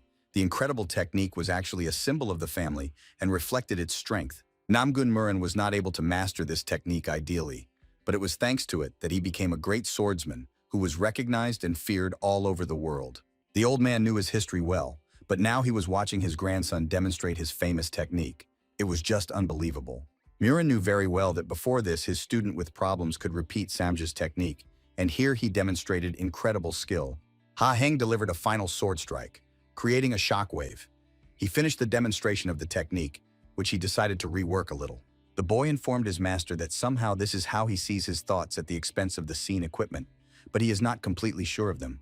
Murin immediately asked his grandson how he had learned about this technique in the first place. The old man also wondered who was able to teach him Changgunmu. Ha Hyung didn't understand what the old man meant. The boy looked down at the ground and said that he did not learn this technique, but he was able to understand something. The old man asked what it was. The head of the family was just shocked when Ha Heng said that the author of the technique made his creation as uncomfortable as possible. Murin asked his grandson to demonstrate what he meant. The boy firmly grasped the sword and agreed to give a master class once more. Ha Heng powerfully swung his sword, demonstrating the Changgun technique. This technique was well known to him, and the boy possessed it at a decent level. Then the young man stopped for a second and said that in his opinion the teen technique should go next, since the master took some points from it. The boy gripped his sword tightly and delivered a powerful blow, slicing through the air in his path. The boy mastered the teen technique very quickly. Ha Heng then suggested that the technique master wanted to combine the strengths of these two techniques to create an incredibly strong martial art. Murin was simply shocked when he heard his grandson suggest that the combination of these two techniques was similar to the first attempt to make them one whole. Moreover, the young man added that he saw a lot of strange moments due to the fact that the technique master thoughtlessly decided to combine teen and Changung. Ha Heng said that he had some points in mind that would make the technique fast and as simple as possible, without the extra movements that the old man demonstrated. The old man asked if he really found the solution to this problem in the Changgunmu technique. The guy replied that he didn't know the name of the technique and just acted on his feelings. Murin asked again if the boy really wanted to say that he came to this technique himself because of the mistakes of another. Ha Hyun replied that it turns out like this. Family head Namgoon simply couldn't believe his ears. He stretched his hand forward and asked his grandson to give him his sword. Taking the sword from the boy's hands, the old man thought that in his 80 years of life he had never been so surprised as he was today with the boy. Changun technique was developed by the old man himself when he was trying to perfect the Changun teen. However, he did it in a completely different way than his student. During its development, the head of the family did not pay attention to Changun teen when Changun Mue reached its maximum, and his grandson was able to do so. Now the old man looked at the sword and wondered if he could really be called a swordsman if he didn't know his elemental techniques perfectly. Ha-hyun looked at his grandfather's gloomy face and asked what was happening to him. Murin did not give any answer and began to fill with inner energy. He swung his sword powerfully, creating an incredible flow of wind. The old man felt very strange, as if he was now 20 years old. It was as if beats began to form inside him, pushing him forward. The head of the family had not felt such a feeling for more than 20 years. The feeling that was most necessary for him when he was developing his techniques returned to the legendary swordsman once again. It was very difficult for Murin to believe that his 10-year-old grandson was able to awaken this feeling on his own without any outside help. The old man called this feeling enlightenment. Thanks to it, he was now able to demonstrate his Changun skills, which he repeated after his student. Ha-heng watched his master in surprise and shock. Grandfather repeated his movements. He did it as perfectly and quickly as possible. Murin remembered a moment from his childhood when his mother told him about the swordsmanship techniques of the Namgun family. She emphasized that fencing begins with the basics. She patted her son on the head and asked him not to rush and run ahead of his father to hell because he had not yet mastered the basics enough. Then the boy could not fully understand his mother, who emphasized the need to learn the basics in order to become a great master. Only at the age of 80, the old man realized that he had not been able to master the basics perfectly. But on this day, his life turned in a completely different direction. Murin was able to heal in a completely different way thanks to the skills of his grandson. His face shone with a pleasant smile that showed positivity towards this world. Standing on the windmill, the old man wondered if everything was really that simple. It took him almost 20 years to perfect the Changun technique. Namgun family suddenly heard the voice of his grandson behind him, who bowed before him and congratulated him on the fact that enlightenment had come to his grandfather. Ha-young didn't get any response from his grandfather, who just took a few steps forward and put his hands on his shoulder to hug him. The grandfather hugged his grandson tightly and called him a real blessing, because thanks to him, he was able to understand a lot of things. Ha-hung replied that even without him, grandfather would have attained enlightenment. However, the old man did not think so at all. Now he began to look at the boy with completely different eyes. Murin could now confidently say that his grandson carried within him the will of a successor who would lead the Namgun family to their best future. It has long been believed that it is very difficult for brilliant warriors to consider themselves a mentor to others, especially to underage people. This was due to the fact that geniuses explained everything based on their own logic, which was very difficult for an ordinary person to understand. However, the case with Namgun Murinom was not like the others. Ha-heng progressed very quickly under his initiation, not even intending to stop. The head of the family, Namgun, was constantly prompting his disciple based on his logic. He said that in this position, the sword can be made even heavier. An exception to the rule of geniuses was the case when a genius takes another genius as his student. Ha-heng clearly fit that description. The boy understood half a word of his master. Ha-heng very quickly realized that he could use the weight of the sword instead of the internal energy when striking. Murin understood that what he was explaining was not very understandable, but his grandson still understood him. Grandfather was very glad that he did not have to bend under the boy. During the training, the head of the Namgun family managed to notice that his student is capable of spinning a full thought if he is only given a hint of it. Ha-heng asked his master if it would be better to change the posture when countering in the Changgong technique, since it only takes 12 seconds. Murin explained that in this case there is a problem in the defense. Sometimes the master forgot, however, that he was the child's teacher and communicated with him as an absolute equal. Ha-hung sometimes understood his teacher, and sometimes he didn't. Thus, Murin improved his skills as well. Together with their grandson, they worked on the Changun technique. Namgun, the head of the family, paid a lot of attention to his youngest grandson. Their constant training took a lot of time, but the man had other things to do. Murin did not forget to mention that he is the current head of the family. That is why, at some point, training had to be postponed in order to deal with the affairs of the head. Today, the grandfather, together with his youngest grandson, went to inspect a neighboring village, which the head of the family had not visited for a long time. Ha-hyung was surprised that Grandpa didn't take a bodyguard with him on the trip. The guy asked why.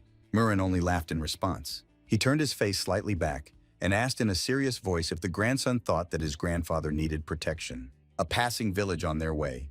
Here they met their old acquaintance, the blacksmith Bansan, and inquired about his affairs. The man smiled and replied that thanks to Namgun's family, he has an amazing life. The chief did not forget to thank him for the sword the man had made for the boy. Ha Heng also expressed the limitless paper to the man and bowed his head to him. Bansan even felt a little uncomfortable since this was a member of the supreme branch of the family. Very soon the travelers were forced to leave the blacksmith behind as time was short. They needed to get to their final destination, to the head of the Namgun family, and asked to solve their problems. Some of them could not go to the forest for firewood because of predators. Murin promised the people to send his men so that they could go for firewood. People really liked the head because it always got a positive response. However, there were people who paid attention not only to the head of the family. Two girls suddenly approached the travelers. They couldn't help but notice a handsome guy on their way. Ha Hyung didn't feel very comfortable when the girls literally attacked him. They wanted to touch the grandson of the head of the family, about whom they had heard a lot. Ha Hen didn't like the trip very much at that moment. He asked his grandfather to save him, but the old man only mocked his grandson. When the representatives of the Namgun family finally left the village, the student asked his grandfather how everyone in the village knew him. Murin replied to his grandson that he had lived here many years ago when he was young. Grandfather told a story about the war, because of which he could not return to his family. The head of the family asked his grandson if he noticed the happy faces of all the residents. Ha Hyun replied that they really looked very happy. The old man explained that all this is happening because absolutely all residents of this village count on their family, which is a protective barrier for them. Murin informed his grandson that he regularly sends his men to the village to protect the people from wild beasts, and they are. Also, the head of the Namgun family always agreed to help the neighboring village with his supplies. In years when there was a crop failure or drought, Murin said that he would very much like to maintain this relationship with his neighbors. Ha Hyun looked at his grandfather very strangely. The boy suddenly asked the old man, "What does the Namgun family get in return for their kindness? Because they do not collect any protection fees from Lug." Murin considered his grandson a genius, but there were moments that were difficult for him to understand. After this question, a pleasant smile appeared on the old man's face. The grandfather replied to his grandson that he considers every member of this village to be his family. Ha Hyung couldn't understand how that was even possible since he only had one chemistry. Murin replied that he does not attach very complex meanings to this word, so I always help my loved ones with the hope of their kindness in return. Ha Hyun thought about his grandfather's words. He could feel the incredible warmth from his smile, which he gave to every person he met. Looking at his grandfather's back, the boy wondered if there were such straightforward and good-natured people in this world as his grandfather. Ha Heng suddenly asked the head of the family, what will happen to him, the boy who was born far from this place and never grew up with his relatives? The grandfather cast his gaze in the direction of the grandson and asked if he really felt like a stranger. Ha Hung really had to think about these words. Without waiting for an answer, the head of the family said that not all members of his family came from this place, but they managed to settle down and live a happy life. The old man explained that everything depends on the soul of a person. Ha Hen was all the more connected to the head of the family by blood ties. The guy clarified that these are only maternal ties. Murin whispered to his grandson that his mother Enrin was the most beloved child in the family despite having two sons. Ha Hyung was a little shocked by this secret and decided that the uncles would be very offended when they found out. The old man replied to someone that they must be guessing. The boy remembered his mother and wondered if his mother would want him to forget about revenge and just live a happy life in Namgun. For Murin to watch his grandson's thoughts. He said that Enrin would definitely like to see her son as the strongest warrior, and that revenge was up to him to decide. Grandfather asked if the boy knew that his mother was called a sinister beauty. Ha Hyung did not know this and asked to tell the story about his mother. These stories made the boy miss his mother less. Murin constantly told the boy stories, and they did not even notice how they got to Figuk. Travelers stood at the entrance to the village where any passerby could enter. It was here that the head of the Namgun family had some business. The grandfather told his grandson that Fuguk is a place where almost the entire Namgun family can live without worrying about anything. He explained that the main income for the family comes from here because it is the main production and trade route laid by their clan. Suddenly, one of the workers in Faguk noticed the head of the Namgun family on his horizon and immediately wanted to talk to the master. That man turned out to be Namgun Huin, who ruled almost all of Figuk. He asked the head of the family if he had finally found time for them. The man immediately noticed that the old man did not come alone, but with his grandson, who was already well known. Ha Hyun, despite his popularity, still introduced himself. Namgun Huyen replied that he immediately saw the young man's talent with his eyes because he could see the inner energy. Ha Hung didn't expect this. The boy was forced to shut up and listen to the dialogue between the head of the family and Huyen, who was ready to work for the benefit of his family even very far from here. The man was absolutely not upset that he had to manage Fyoguk because he was doing it for the Namgoon family, which he put above his own interests. Ha-hyun, watching Huin, wondered why he needed all this. He was a man like the wind in the field. The man agreed to do everything for his family without having a permanent place of residence, but anyone could confidently say that he was a member of the Namgoon family. Now Ha-heng understood what Grandpa meant as they passed the previous village. Thanks to Hyeonov, the boy understood a lot of things. Ha-hyung has now realized the fact that he is also a member of the Namgoon family, despite his past, as he considers himself the grandson of the head of the family. Mirin watched the reaction of his student and saw perfectly that the words about the family finally reached him. It really warmed the soul of the old man. A 10-year-old boy who suddenly appeared in Namgoon's family finally began to consider himself a member, thanks to the free as wind person, Namgoon Kvyenu. It has been a long time since Ha-hyun ended up in the Namgoon family. The boy was already 11 years old and he continued to progress. During this time, the boy mastered incredible skills that no one at his age could achieve. His usual status has noticeably changed. Ha-hen continued to be considered an undisputed talent, gifted by God himself. Now the boy informed his opponent that he is ready to spar. His opponent this time was a member of Chonangaku named Ujin. He really wanted to fight the talented boy an infinite number of times. Ha-heng was absolutely not averse to engaging in battle with his well-known acquaintance once more. The guy never refused his friends from sparring. Sparring took place without a referee, so Ujin himself announced the start of the battle and immediately moved from his place, heading in the direction of the enemy. He struck the first blow in this duel with his sword on the nose, from which Ha-heng was able to dodge with ease. His speed only increased in a few months. The boy was forced to sit in defense for a while and evaluate the skills of the enemy. He saw that the opponent was using a lot of deceptive maneuvers. However, such pleading maneuvers will not work on a genius child. Ha-heng took the hilt of his sword more tightly and swung it in the air with all his might. It was not a thoughtless strike, but a specific targeted attack. The boy managed to hit the enemy's left hand, in which he was constantly holding the sword. Ujin was left without a weapon in his hands. His sword flew to the ground and the young man was forced to admit his defeat in an unequal battle. After the match, Ujin asked his opponent if there were any points that needed improvement. Ha-hyung initially praised the young man for his remarkable progress. However, despite this, the boy noticed many flaws, including a very sloppy walking technique that did not combine with sword technique. Ha-heng advised his colleague to practice the transfer technique in a more standard way to differentiate the skills and use them separately. The young man's adventures at the training ground did not end there. Behind him, he suddenly heard another Chonangaku member wanting to fight him. Ha-hen was really a local star, and a lot of people wanted to fight him. They were literally ready to fight to be first in line. Ha-hung constantly reassured his friends and asked them to line up if they wanted to fight him so that there would be no conflicts in the academy.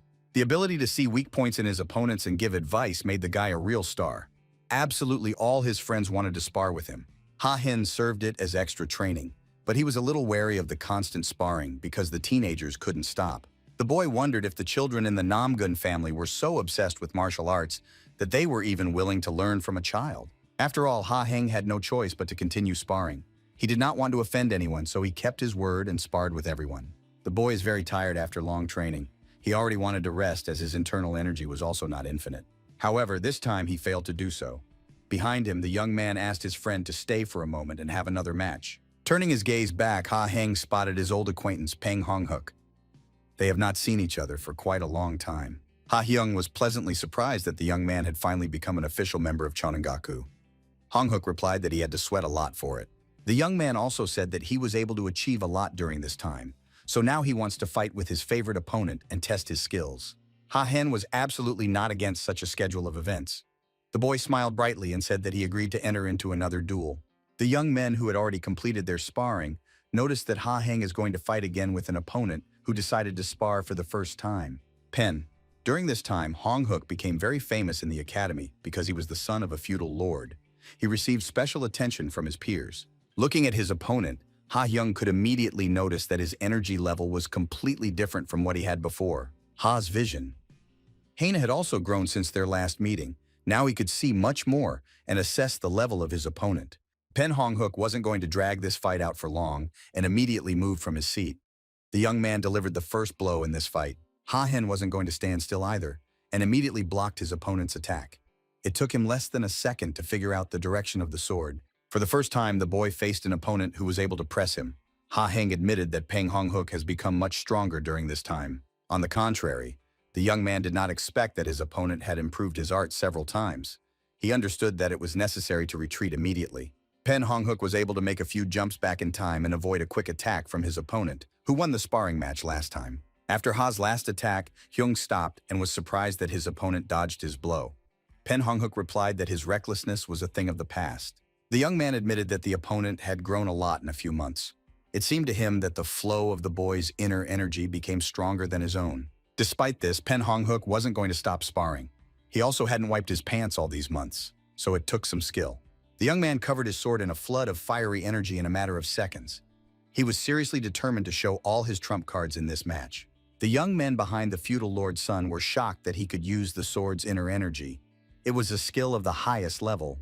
Ha Hen, unlike his friends, immediately understood that this was not the sword's energy at all, and he had nothing to fear in this match. Observing his opponent, the boy concluded that he had simply imbued his sword with his own energy, which was much more difficult to control. Ha Heng knew that if you used your inner energy for a long time, you might not even notice how you would lose all strength and be defeated in battle.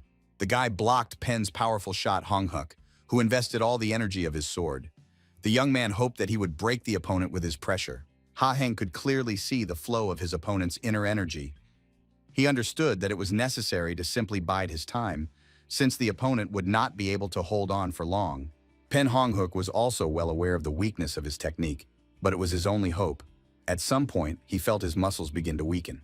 His sword lost its former power and began to lose ground on the battlefield. Ha Heng instead only continued to pressure his opponent. At one point, the boy felt a significant advantage on his side and swung his sword powerfully, leaving his opponent with nothing. Honghuk's wooden sword split in two and its top fell to the ground. This meant the young man's undoubted defeat. Pen looked at his sword and did not understand how this was even possible. He could not use his advantage, and the opponent turned out to be much stronger. The young man was forced to admit that he did not surpass his colleague and lost in this fight. Pen Honghuk thanked his opponent for the match. After the fight, the young man said that he thought he had become much stronger, but now he realized that Ha Hyun is a few steps ahead of him again. The boy tried to explain to the young man that he had become stronger, then Pen Honghuk refused to listen to this and asked him not to comfort him. Then Ha Hyung asked his opponent if he could give him some advice based on the results of their match. Pen Usual agreed. The grandson of the great swordmaster didn't even know how to begin. He didn't want to say it very harshly to his opponent, but there was no other way. Ha Heng reported that the sword that the young man uses in battle does not suit him at all. The boy made this conclusion judging by his movements. Instead, the talented student suggested that his colleague use a saber instead of a sword. Pen Honghuk was simply shocked by such an offer. Ha Heng explained his opinion by saying that the saber is much more suitable for fast and explosive attacks, which are the basis of the young man's techniques. The boy could not understand why Pen Honghuk wants to learn sword techniques if they don't suit his fighting style at all, no matter how hard he tries. At some point, the young man interrupted his interlocutor and with absolute shock on his face, asked how much Ha Hyun knows about him. Pen Honghuk is indignant that the boy gives him very painful advice that makes him remember the past in the Peng family. Ha Hyung did not understand the reaction of his interlocutor at all. He asked the young man what he meant by asking such things. In the end, Pen Honghuk got a hold of himself and realized that the boy had just earned a conclusion from his movements, so he was completely innocent. The young man thanked his opponent for today's sparring. He hoped that one day they would meet again and be able to fight as equals. Ha Hen didn't really like the look on his face when his opponent left him. He tried to understand what he had said. Pen Honghuk went home alone with his emotions. He couldn't get the situation that happened today out of his head. There was a full moon on the holy street and night reigned, but the young man could not fall asleep. Under the guidance of the night, he decided to meet face to face with his past. Pen. In his room, Honghuk found the thunderbolt saber that his father had handed down to him. He looked at the weapon in his hands and remembered the events of the past. The young man recalled how he began to reach incredible heights in mastering the saber. Immediately after that, almost all of his friends turned their backs on him. The same applied to his older brothers, who considered the younger one to be their father's favorite, so they disliked the boy and constantly humiliated him. Pen Honghuk mentioned that in Peng's family, whoever achieved the highest results was almost always criticized, but in Namgun's family, everything was completely different. Almost everyone here behaved like one family, and no one envied anyone. On the contrary, the warriors trained hard to match the most successful student. Pen Honghuk wondered, maybe this is why the Namgun family is called the strongest in martial arts, because support means a lot. The young man decided to vent all his emotions in the backyard and started swinging his saber to relieve some of his stress. He knew few techniques with the weapons his father had given him, but he had honed them quite well and felt confident with a saber, pen. With a smile on his face, Hong-hook practiced with an old weapon that brought back not only bad memories but also very good ones. The Sword of Universal Thunder was an ancient martial technique of the Peng family. It was only passed down as an inheritance, and that's how Hong-hook found out about it. The young man looked into the open sky and seemed to be talking to his father.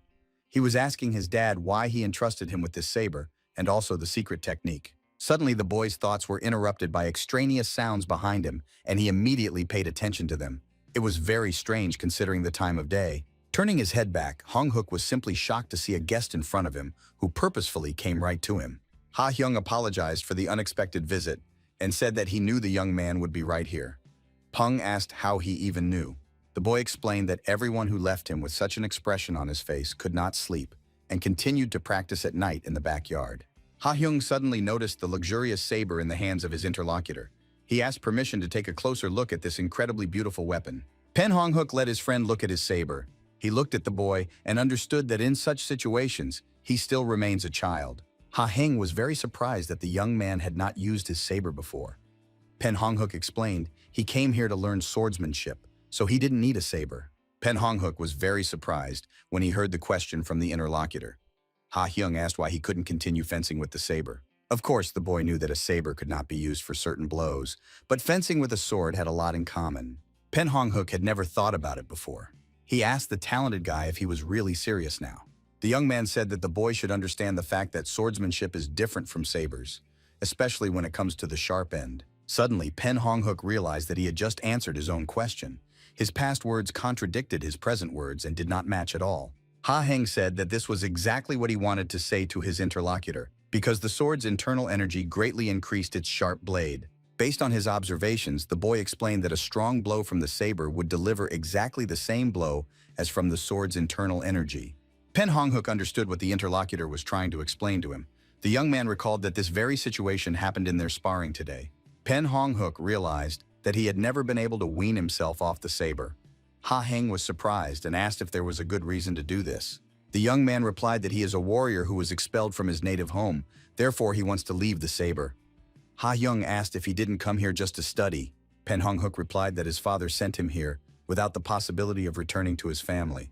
Ha-heng assumed there must be a reason for this. The boy looked at the sharp blade, the saber, and could not even imagine why such an ignoble person would pass such a luxurious and dangerous weapon to his son. Based on this opinion, Ha-hyung asked if the young man's father was not so bad and sent him here to protect him and teach him a skill. The boy also wondered why he should send his son to a family that has no equal in martial arts. Pen Hong-hook suddenly thought about it. Ha-hyung was absolutely certain that his father had a reason for sending his youngest son to the Namgun family. Pen Hong-hook had never thought about why there might be a reason, but now he began to realize that things might not just be like that. The young man closed his eyes and said that after this dialogue, one thought came to him. Ha-hyung asked if he could share her. Pen Hong-hook surmised that his father had sent him here and given him the thunderclap saber to protect and revive the family swordsmanship tradition. After that, the young man offered to demonstrate his skills. Ha-heng-bo absolutely does not mind watching the family martial arts of the Peng family. Pen Hong-hook had never shown this before, but Ha-he could trust Henu.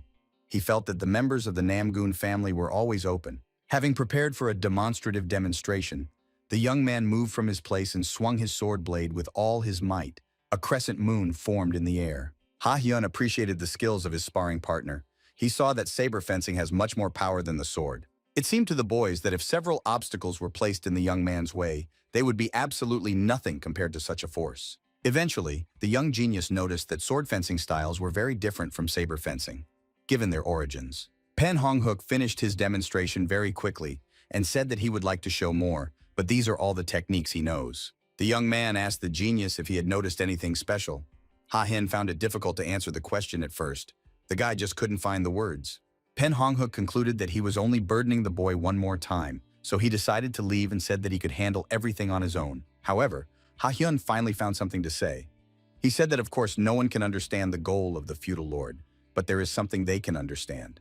Ha-heng, looking at the interlocutor's martial arts, said that he remembered one technique of swordsman. Pen Hong-hook gave him his sword. The young man said that he now needed a weapon much more to express his emotions, so he asked to demonstrate the technique he mentioned. Ha-heng had never held a saber in his hand before, but he felt a certain resemblance. He asked the interlocutor to watch him carefully. Having adjusted to the performance of the technique, Ha Heng planted his feet firmly on the ground and delivered the first powerful blow with his saber, slicing through the air. Pen Honghuk was simply shocked as he could see the similarities with the techniques used by the saber masters from the first strike. The young man watched the genius boy and saw how he almost exactly mirrored his thunderclap technique with no effort at all. Ha Heng was able to repeat the technique again after only seeing it once. Pen Honghuk wondered if this guy was even human. However, he was not going to end there. Pen Honghuk was just shocked when he realized that the boy would try to do the impossible. The young man noticed how Ha Heng tries to combine the saber fencing technique with the sword, turning the thunder roar technique into a sword technique. Ha Heng couldn't see much of a difference between a sword and a saber during the demonstration. He was just trying to focus on the strengths of the weapon in his hands. The boy understood that his thoughts and body were much more important than the weapon itself, so he swung his saber and demonstrated incredible skills. Ha Heng displayed simply incredible confidence in swordsmanship. It seemed as if it was his native weapon from birth. The boy loosened his grip slightly and balanced between the sword technique and the saber technique, as if trying to find a middle ground. It was simply incredible to watch. From sword technique to saber technique and vice versa, Ha Heng was just incredibly skilled. Pen Honghuk just couldn't find his place at the moment. He felt like an absolute badass, unable to wield even his native weapons. His eyes were literally captivated by how Ha Heng wields a saber. He watched as the blunt sword was sharpened again and started to be used. The global rumbles of thunder weren't ideal. After watching the boy, Pen Honghuk came to exactly this conclusion. Tears of happiness appeared on the young man's face, and he understood that the will of his master was that he would be able to complete the technique of universal thunder. Pen Honghuk immediately ran up to his friend after the demonstration and squeezed his hand tightly. He was infinitely grateful to him for showing him the right path. The young man said that the boy had just shown him the direction in which he needed to move and called him a blesser who could not be found anywhere else. Pen Honghuk, after what he saw, promised the boy that he would tell the master that he would work with the saber and then complete the worldwide rumble of thunder. The young man also said that after that, he would be able to return to the Pen family with a calm soul and tell his father about his adventures. Ha Heng was infinitely happy for the young man. The guy smiled pleasantly and told his friend that he would definitely be able to achieve his goal. Tonight, the boy realized some very important things, including how the Peng clan's family machinery works. Ha Heng said goodbye to the clan member and left the improvement of this technique to him. After all, the guy had completely different plans. Thanks to him, the talented young man was able to understand that he had mastered a new technique, which is far from ideal, but will help him gain enlightenment in the future. Ha Heng called this technique a modification of the universal thunderbolts for the sword. She was barely noticeable, like moonlight where the boy was looking. The genius could not take his eyes off the moon, which shines brightly in the sky. At that moment, he realized that he wanted to name the technique after moonlight. The next evening, Pen Honghuk also decided to join the unscheduled training, which Namgoon didn't like very much. Sova. The girl expressed her complaints that there were too many of them, and now another guy joined them, for whom there is literally no room. Peng apologized as usual, but wanted to train next to Ha Henom. Sova continued to get angry and told the boy to go to the training ground if he had even an ounce of conscience. In this case, Hyun offered to do everything at the training ground for the Chonangak members, but suddenly remembered that his sister had not yet increased her rank. Soa could not control her emotions at this moment and began to get angry with her cousin. Ha Hyun knew it was time to run a little.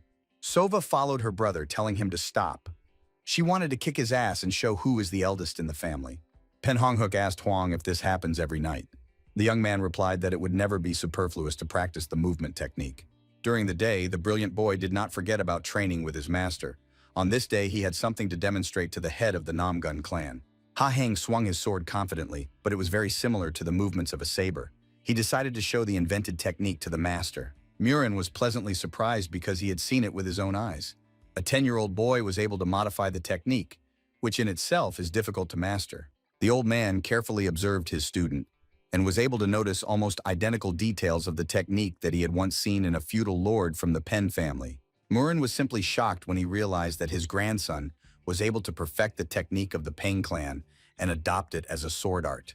Clan head Namgun could call it something between a sword technique and a saber, but it was too harmonious to not have a name. Murin couldn't believe that a 10-year-old youth had not only been able to perfect the universal thunder rumble technique, but had also absorbed it into his own martial art.